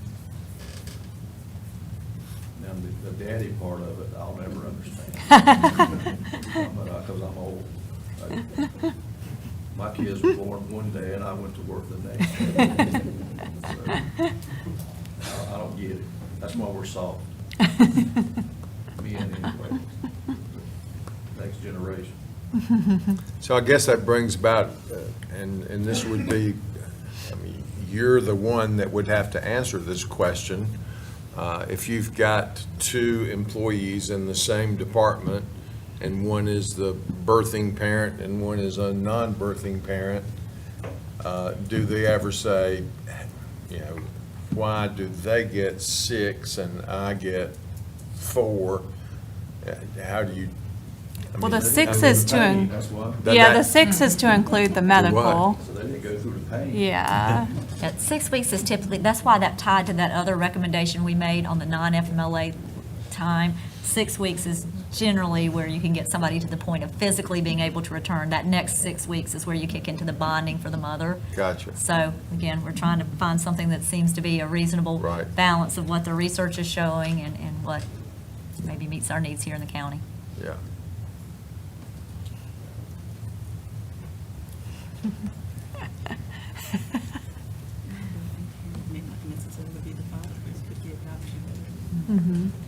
Yes, non-birthing, Paula just made a good point. It could be adoption, an adoptive parent versus someone who actually gave birth, so. Okay. So with the cost of paid parental leave and bereavement, employees' salaries are budgeted in terms of annual salaries, so these programs don't increase that direct cost. They're being paid the same whether they're here in the office or whether they're out on leave, unless they're on leave without pay, of course. But bereavement and paid parental leave do not carry forward year to year, and they do not pay out. The costs are more indirect and come from work shifting to other staff members or awaiting the employee's return, utilizing part-time employees to cover immediate needs, and potential overtime cost. And departments are tasked with managing their overtime budgets. So with bereavement and paid parental leave, these employees are going to be out most likely for the amounts of time we are proposing, so we are currently managing these indirect costs. A mother can't come back to work like we talked about the next day, and currently new parents are having to use up their sick leave, sometimes even moving into leave without pay status. So being able to manage schedules and plan time off in advance helps to minimize indirect costs by allowing managers to plan for lower cost options to manage workloads. An example would be EMS utilizes part-time staff if they can plan ahead versus paid overtime. These are low-cost benefits that contribute to the overall health and morale of our teams. So just a recap of today, we presented 4 potential benefit items for consideration, bringing our vacation tiers in line with other jurisdictions, considering local government and state service when placing employees in the tier that matches that tenure, bereavement leave, and paid parental bonding leave. We did present other items at the retreat that we anticipate bringing forward for consideration in a few months. These were items that other jurisdictions have implemented in order to be competitive in the market, and some of those were, that we talked about earlier this year, were floating holiday, or some call it a personal observance day, adjustments in advanced holiday hours for 12-hour or 24-hour shifts, wellness leave, and allowing employees to transfer more sick time to Cabarrus when they come here from another jurisdiction. So that was all for that presentation. So if you're good, we'll move into Lundy, going over kind of the personnel, what the personnel ordinance changes would look like. And I know we've taken a lot of your time today, so I can be very brief with this, because the personnel ordinance changes are basically going to mirror this. Yeah. If you choose to do something different, of course, we would go back in, modify that. So I don't know if you want to pull it up briefly, and we'll just show you those few changes we would also propose. And this will be in a separate portion, so you can see where it kind of breaks out. So with the vacation tier changes, there's a few things in there that are just general updates where you're seeing that regular 40 hours. That's just a normal modification we would recommend as we were reviewing this language. The green highlighting is going to be where we're focusing in on that second item, bringing in the local and state governmental service. As you continue to move down, you'll see the old charts, or the charts that are in there currently, and we're looking at an opportunity not just to enhance the benefit, but also to kind of streamline some of the things we're doing on the operational side. So the deletion is the old table, the new is the proposed tables based on Ashley's presentation. So I think that's all basically on the vacation policy, but a lot of work with the tables. Then the sick leave portion, we would just make a slight modification to add the fact that these benefits could be used after bereavement leave. So right now, all we have is sick leave for bereavement, so we would just modify it to say, if you needed additional time, to Commissioner Wortman's point, you could take the 3 days as provided under bereavement and then additional time under your sick bank to be out as needed. Then the two new, there's one more section there in green. We have some accrual language there that is not just unique to the sick policy. We would like to remove it from that policy and just add it to all of our sections. Basically, it has to do with overtime. In no use of accrual should get an employee into an overtime category. Our overtime is based on hours worked. That's not stated with the other accrual, so we would just like to remove it from sick and place it in an overall section, so that's consistent and clear for our employees. And then the two new sections, one to address the bereavement leave and to point out that we do have a policy that covers it. So again, that's the 3 days maximum per occurrence, 6 days maximum per year. And then the last one is on the parental bonding leave. And again, referencing that there is a policy with more detail that highlights the eligibility requirements, but that just sets out that we, if approved, would have adopted that particular benefit for employees. So with that, are there questions we can address on any of that? I know it's a lot of information. Just have one question, going back to the vacation time. So I have no problem with the bereavement pay. I think that's a great idea. Also, too, I have no problem with the paid time off for, a mother who has just had a baby. I'm sure most folks haven't accrued enough time that they can spend with their newborn, so I'm okay with that. Now, going back to the vacation time, that's to be transferred in.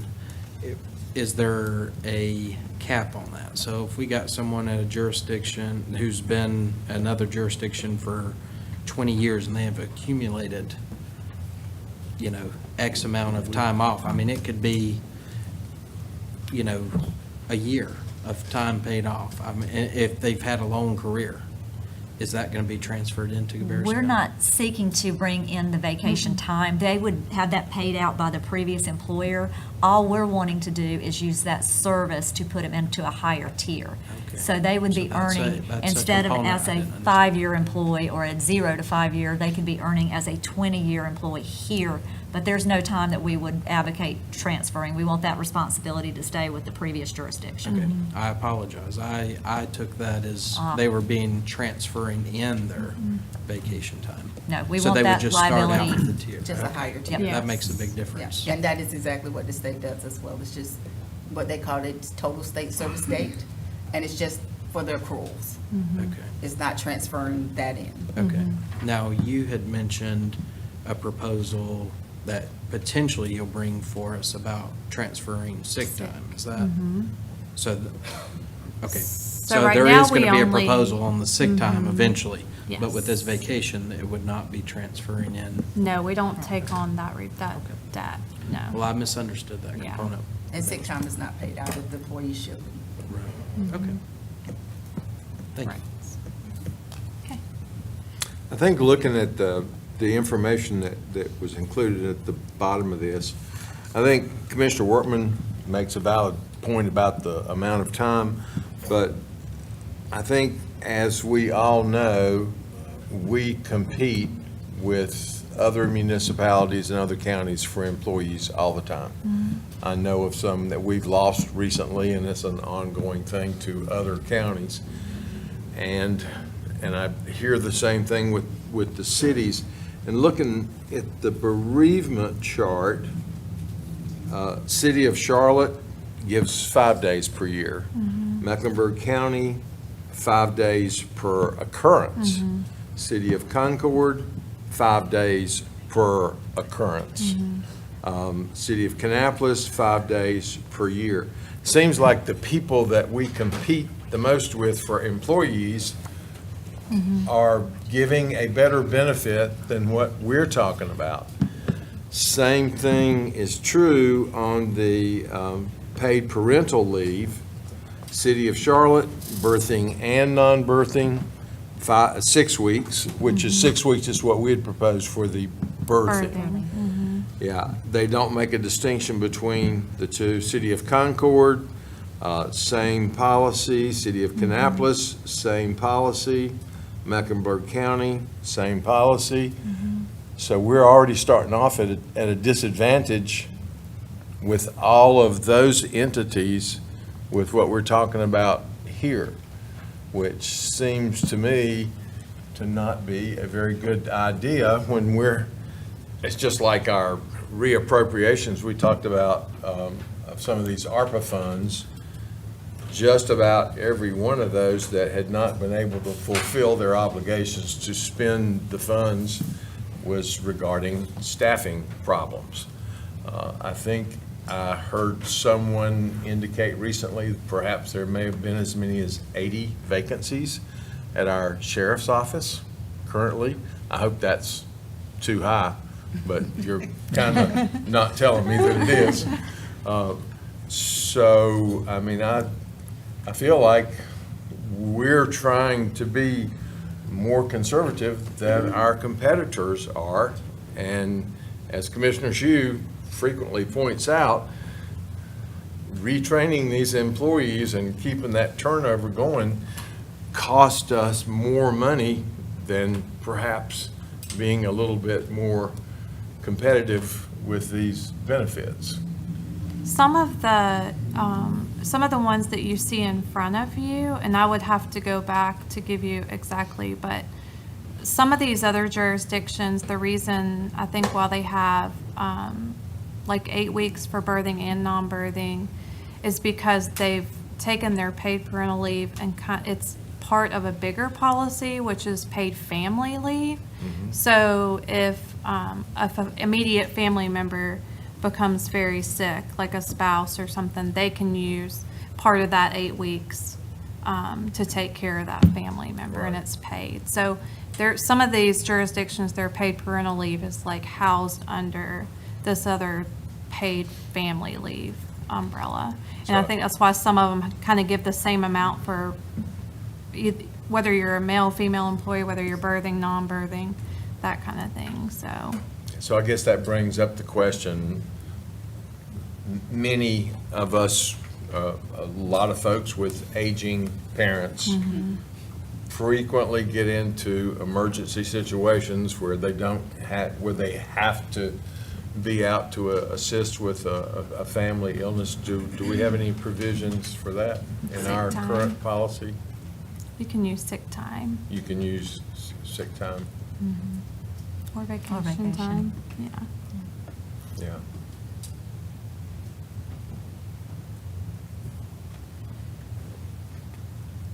Well, I'm in favor of the things that you have proposed. I just hope that we're being as competitive as we need to be successful to get folks.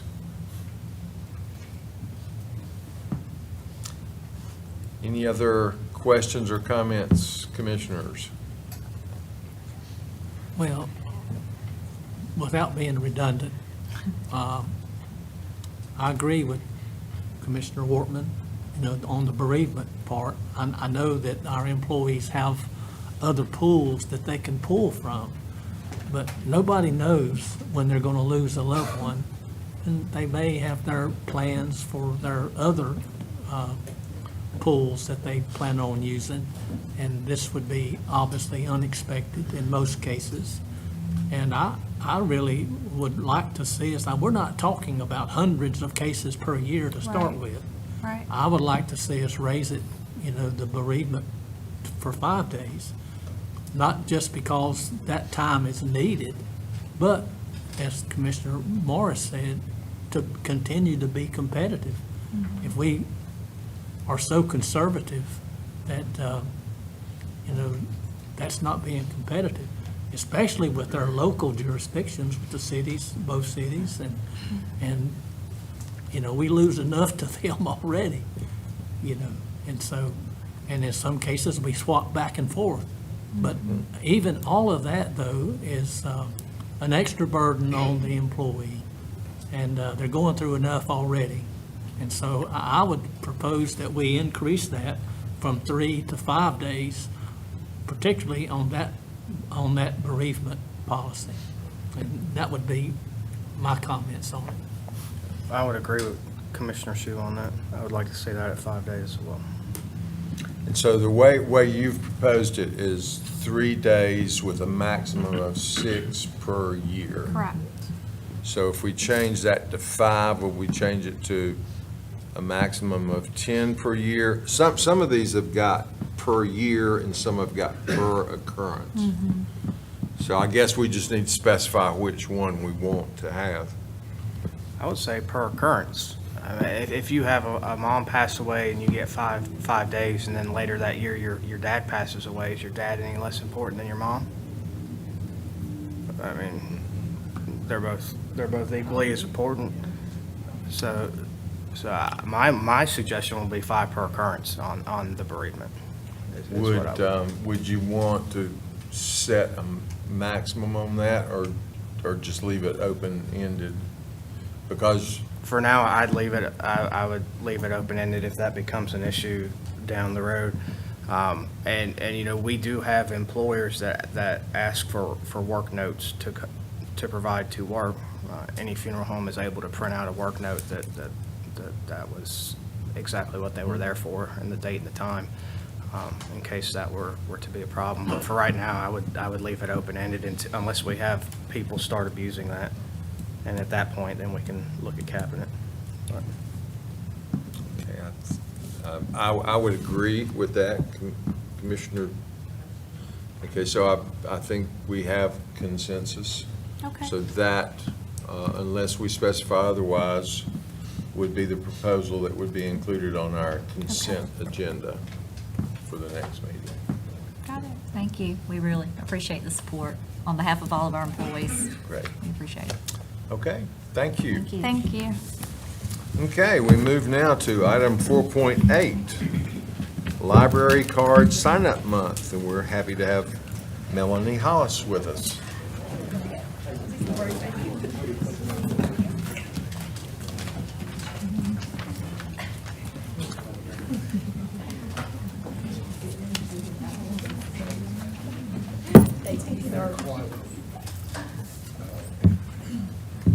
Good evening.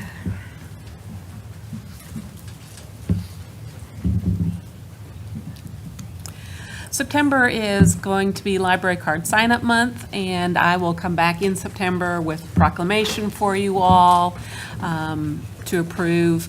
But as part of our planning process for what we're going to do to help encourage community members to get a library card in September, one of the issues is folks who have lost their library card.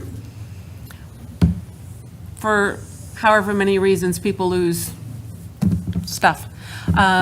We typically charge $2 to get a replacement library card. And mostly that's just to cover our costs of the cards and things like that. But for September, we would like to waive that $2 replacement fee, just to help encourage people to re-up their library card and get it reactive.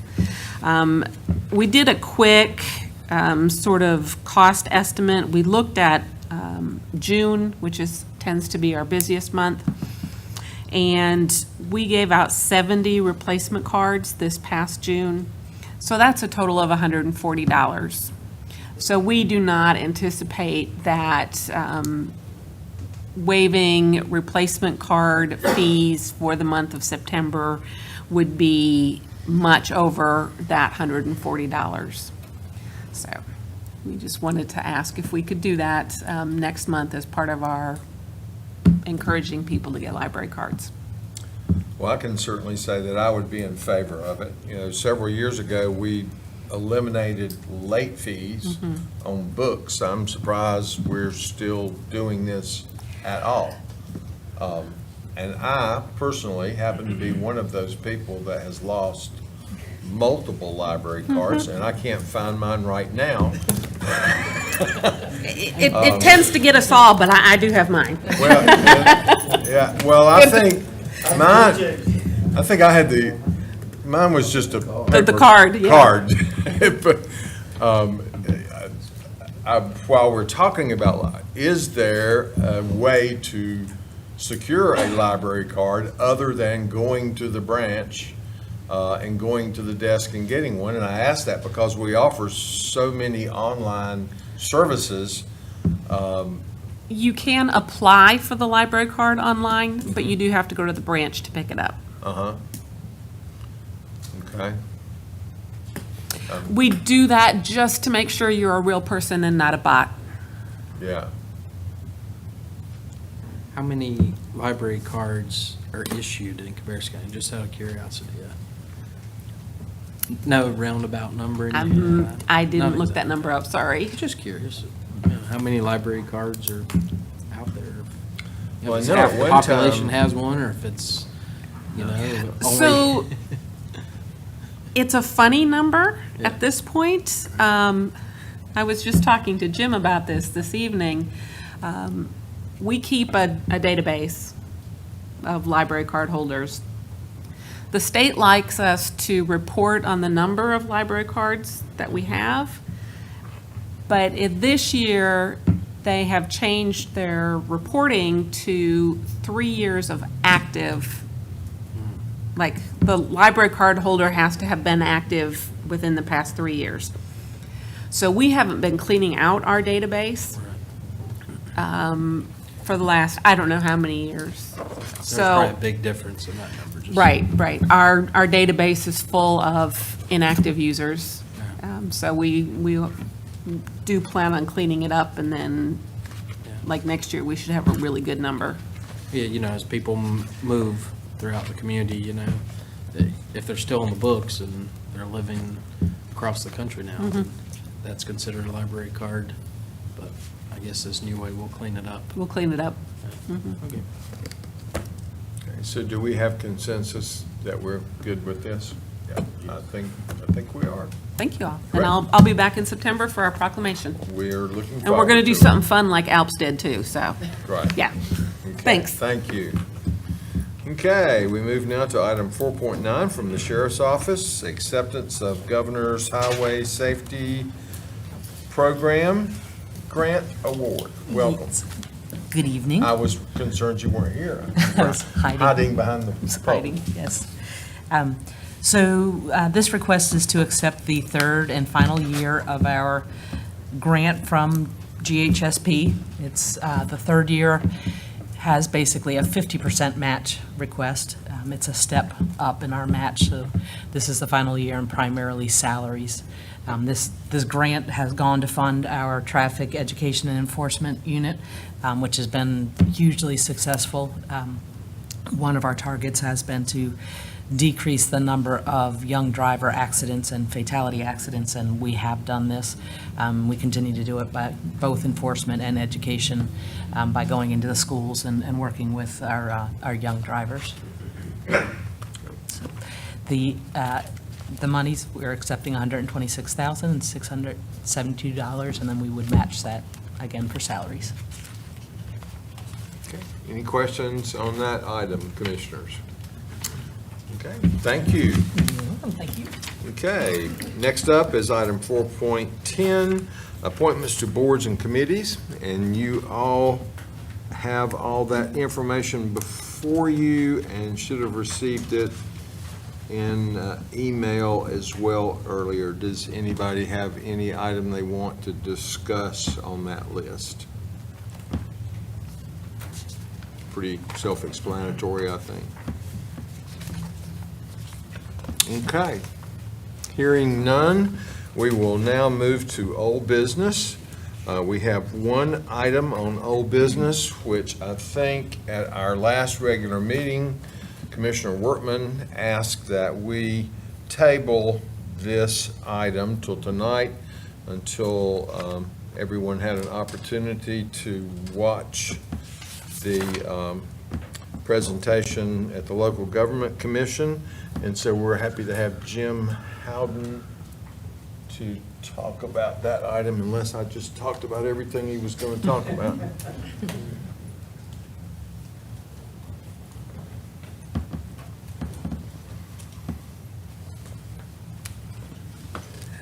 Yeah, just to confirm what Chairman Morris said, this was tabled at our July meeting. What we're looking for is the approval of the resolution and corresponding documents. And what that allows us to do is to go out for financing. That could be short-term, long-term, could be a GO bond, could be LOBs, could be installment financing, could be a draw program. But we need the approval of the board to do that with this resolution, and then we work with the LGC and finalize that financing.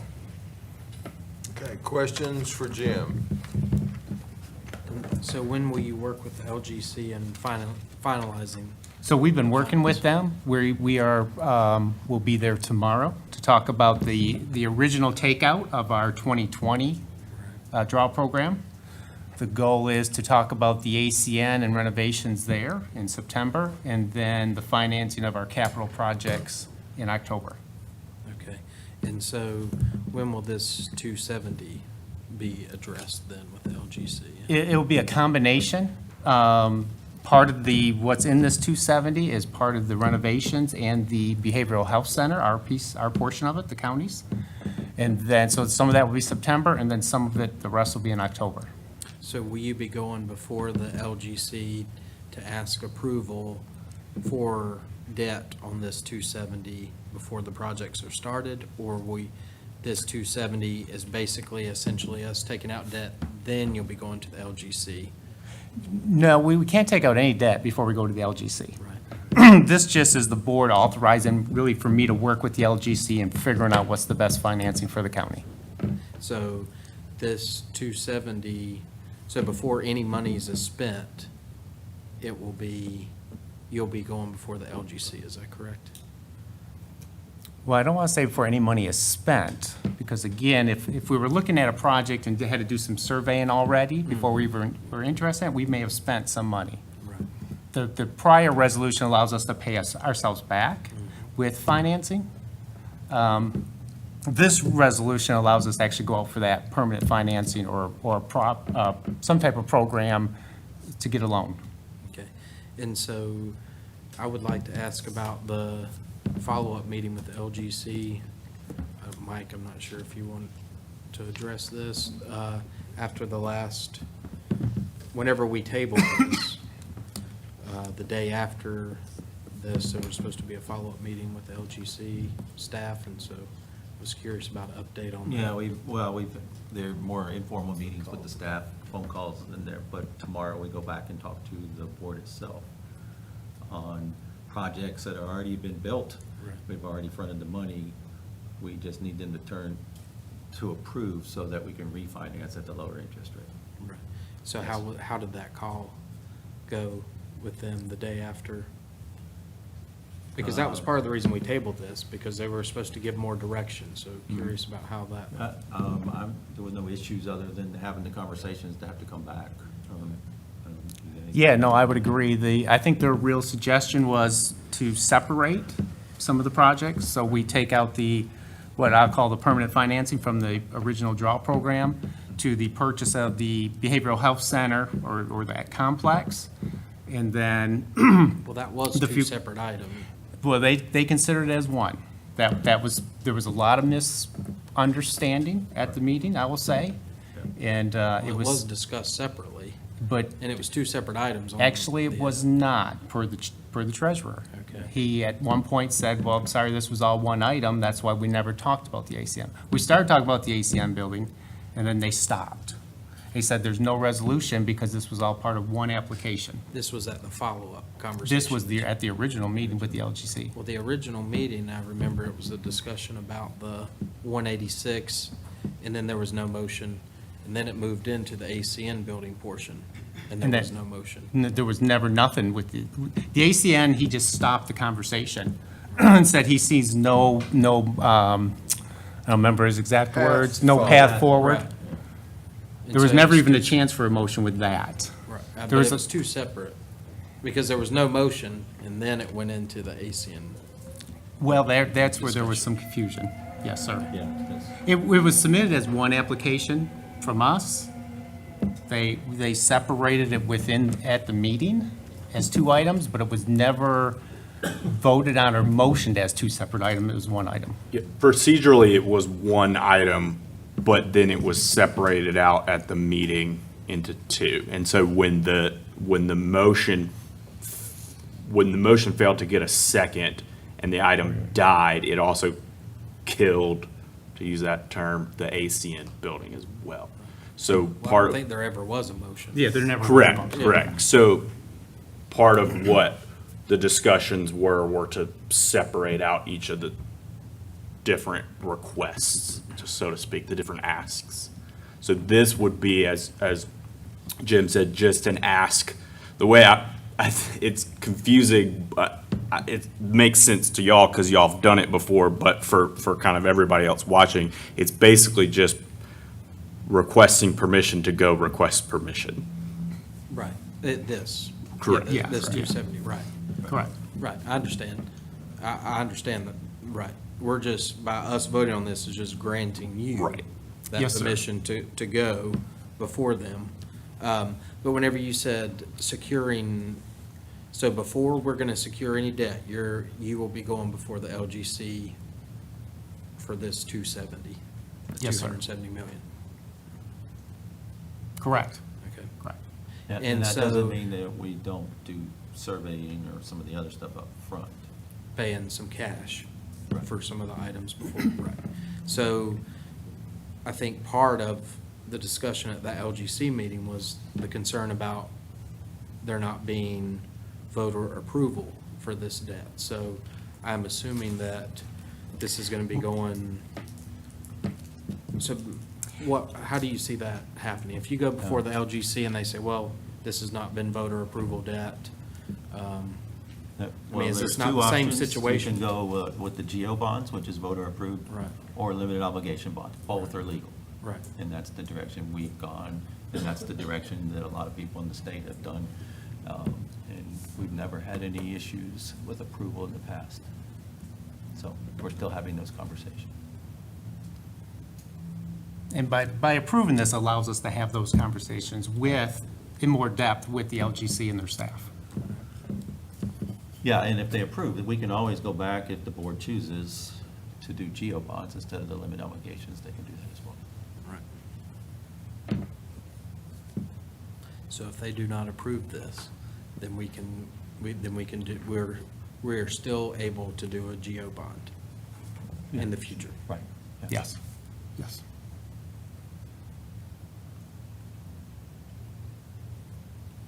Okay, other questions or discussion? Okay, we do need to suspend the rules to vote on this item of old business, which basically is just checks the box in the process to proceed forward. So I would entertain a motion to suspend the rules of procedure. Okay, we have a motion and a second. Any discussion? All in favor, please say aye. All opposed, no? No. Okay, that motion passes 4-1. And at this time, I would entertain a motion to approve the necessary documentation for this issue, for the approval of resolution for installment financing contract for 2024 B draw program. Chairman, I'll make that motion. Second. Okay, we have a motion and a second. Any discussion? All in favor, please say aye. All opposed, no. That motion passes 5-0. Okay, thank you very much. Thank you. Okay, we move now to the approval of the regular meeting agenda. You all have a copy of that before you. I don't think we have taken any action tonight that changes any of the items. So at this time, I would entertain a motion to approve the regular meeting agenda as presented. I'll make that motion, but I would like to pull item 7 and item 9 from the consent agenda to be placed under new business. 7, and what was the other one? 9.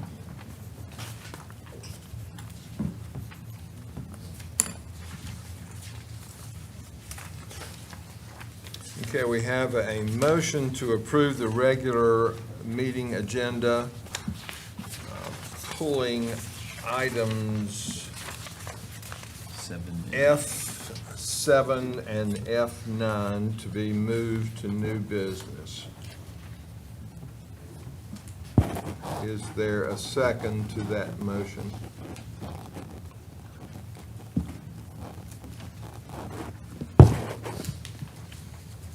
Okay, that motion fails for the lack of a second. Do I hear a motion to, once again, approve the meeting agenda, regular meeting agenda as presented? Okay, we have a motion. Do I hear a second? Okay, we have a motion and a second. Any discussion? So the items that you're placing items on the consent agenda that to allow no further discussion? According to the motion that you made, was to pull the consent agenda items to to new business. Right. That motion failed for the lack of a second.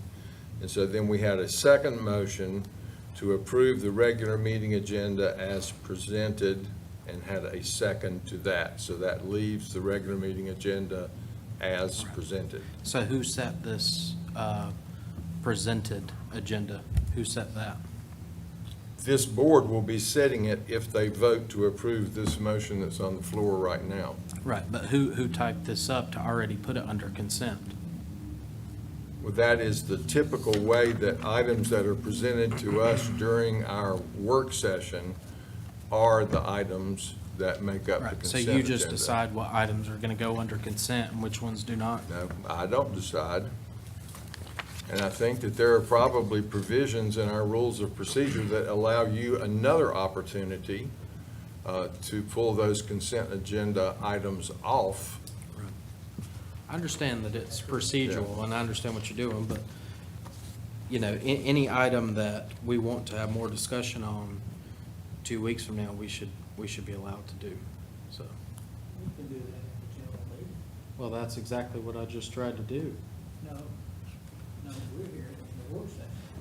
We didn't approve it in the work session, but now if we come to the general meeting, you or any other board member wants to pull something, you have that privilege. Right, but it's gonna go exactly just the way it did, where my motion is gonna fail, because you're not gonna second it, to have more discussion.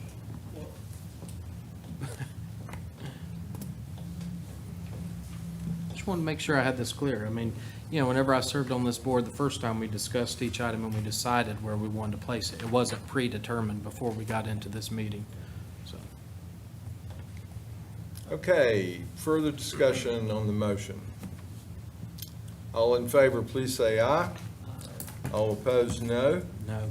That motion passes 4-1. And I do not, do we have a needed closed session? We do? Okay. We do have, I think, one item for closed session. So at this time, I would entertain a motion to go into closed session as authorized by North Carolina General Statute 143-318.11A3. Chairman Morris, before we make that, can I read something from the Cabarrus Visitors Bureau before we go into closed session? Sure. I just want, and the reason I wanted to read it now, and I'm also going to read it again at our general meeting, is is people are able to vote right now, but when it gets to our regular meeting, the voting's going to be closed. But it says that after coming to fruition through a unique community partnership, the J.M. Robinson Mondo Track and Field Facility has been nominated by the readers of Sports Travel and is a finalist for a 2024 Sports Travel Award. And in the category of Best New or Renovated Sports Venue. The Sports Travel Awards honor the best events, venues, and hosts in the sports event industry. With the nomination, the Concord facility is being recognized by the sports event industry less than 1 year since the groundbreaking on October 23rd. And then voting is open now through August 19th, 2024, and to vote, visit sportstravelawards.com, and I believe it's on the third page. But this is a big deal for the Visitors Bureau. It's a big award for them, and they're super excited. So I just wanted to put it out now so that people have a chance to vote.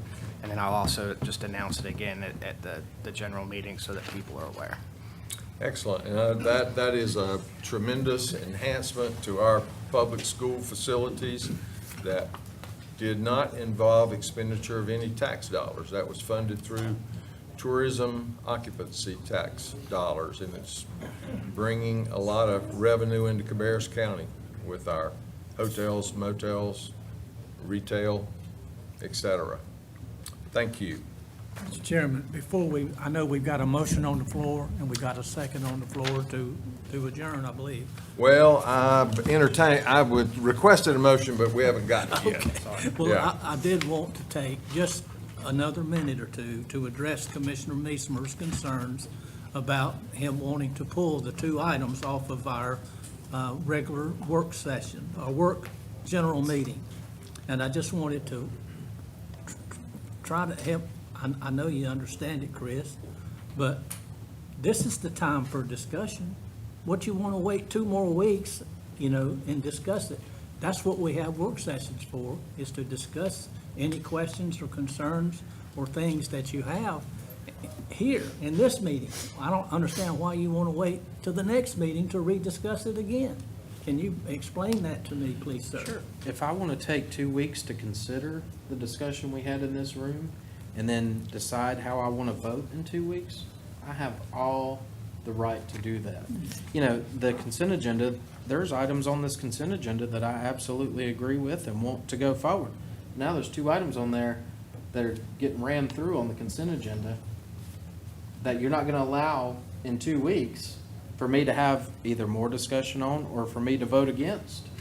Yeah, I can vote against the entire consent agenda if I'd want, but that's an unfair position because I agree with 99% of the other items on there. Well, usually, I think it's courtesy, common courtesy to your fellow board members. At least I think so. Everybody may disagree with me, but I think it's common courtesy that if you're going to vote against any item, you need to let us know why your position is that way. And you haven't given us a reason that I know of why you want to pull these two particular, especially the sheriff's office. We get $126,000. I didn't pull anything regarding, I think you're the confused one. The 7, you said 7 and 9, I believe. Is that not right? It was 7 and 9, which has nothing to do with the sheriff's department, so. Oh, the GMP and the 9, okay, I looked at the. It's a way to control the conversation. It's a way to control, if I want to think about these items for a couple of weeks, and if I want to have more discussion and decide how I'm gonna vote in 2 weeks, I should have that duty. I do not like this of the agenda already being set for the regular meeting, and then we vote on it. Like I said, when I served on this board before, we discussed the items, and then we decided, do we want it on consent, or do we want it on new business? It was a simple discussion. But for the chairman to set the agenda and force things on the consent agenda, I absolutely disagree with. Let's see, I don't think the chairman sets the agenda. Okay, well then, that's what I said. Who typed this up? Our clerk does that. So the clerk gets to decide what goes on the consent agenda, and we're the elected officials? No, but typically. That's what you're allowing to happen. What's our policy say? This is a recommended agenda, and the who board makes that votes recommendation? whether they approve it or not. Because we have one commissioner that disagrees, and you didn't get a second to your motion. If you had gotten a second to your motion, you could have taken every item on the consent agenda and put it in new business if you wanted to. I understand exactly But what you're does our saying. policy say that you have to have 2 votes? And I'm just going back, I can only go back to my school board experience where one member can take anything off the In consent, our, but that was our policy. at our regular, I think in our rules of procedure, in the approval of the agenda at our regular meeting, any commissioner has the opportunity to pull an item off the consent agenda and place it on to new business. I'm pretty sure that's how it reads. Yeah. In this meeting, we operate by motion, which is governed by Robert's Rules of Order. So if Commissioner Meismer wanted to pull 2 items off the consent agenda, he wanted to offer an explanation why, and his fellow commissioners, a majority of them agreed with him, then they would have seconded his motion and we would have done that now. But that didn't happen. Right, because you don't want me to have more discussion about it in 2 weeks, but. Well, I think everybody here knows that you have the opportunity to do that in 2 weeks if you want to anyway. The net, the end result is no difference. But the chairman does not set the agenda. This board sets the agenda based on the vote that they just made. Yeah, but there's a recommended agenda, like you said. Who types the recommended agenda? The clerk types the recommended agenda, and the board has the opportunity So how to does she change know- it in any way they How want. does she know which items should be on consent and which ones shouldn't? How does the clerk get to make that decision? The We're clerk elected doesn't make that decision. The clerk the offers one that that- as a recommendation, and you have an opportunity to vote on it. Right.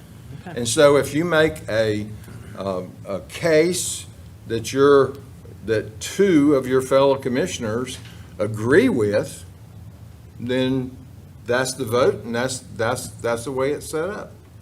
Okay. So there's total flexibility there.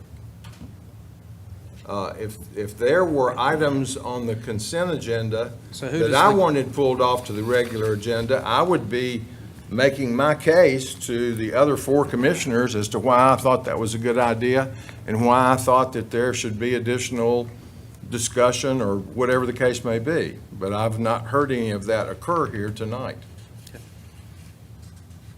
All right. Well, like I said, it's wrong. It's just wrong.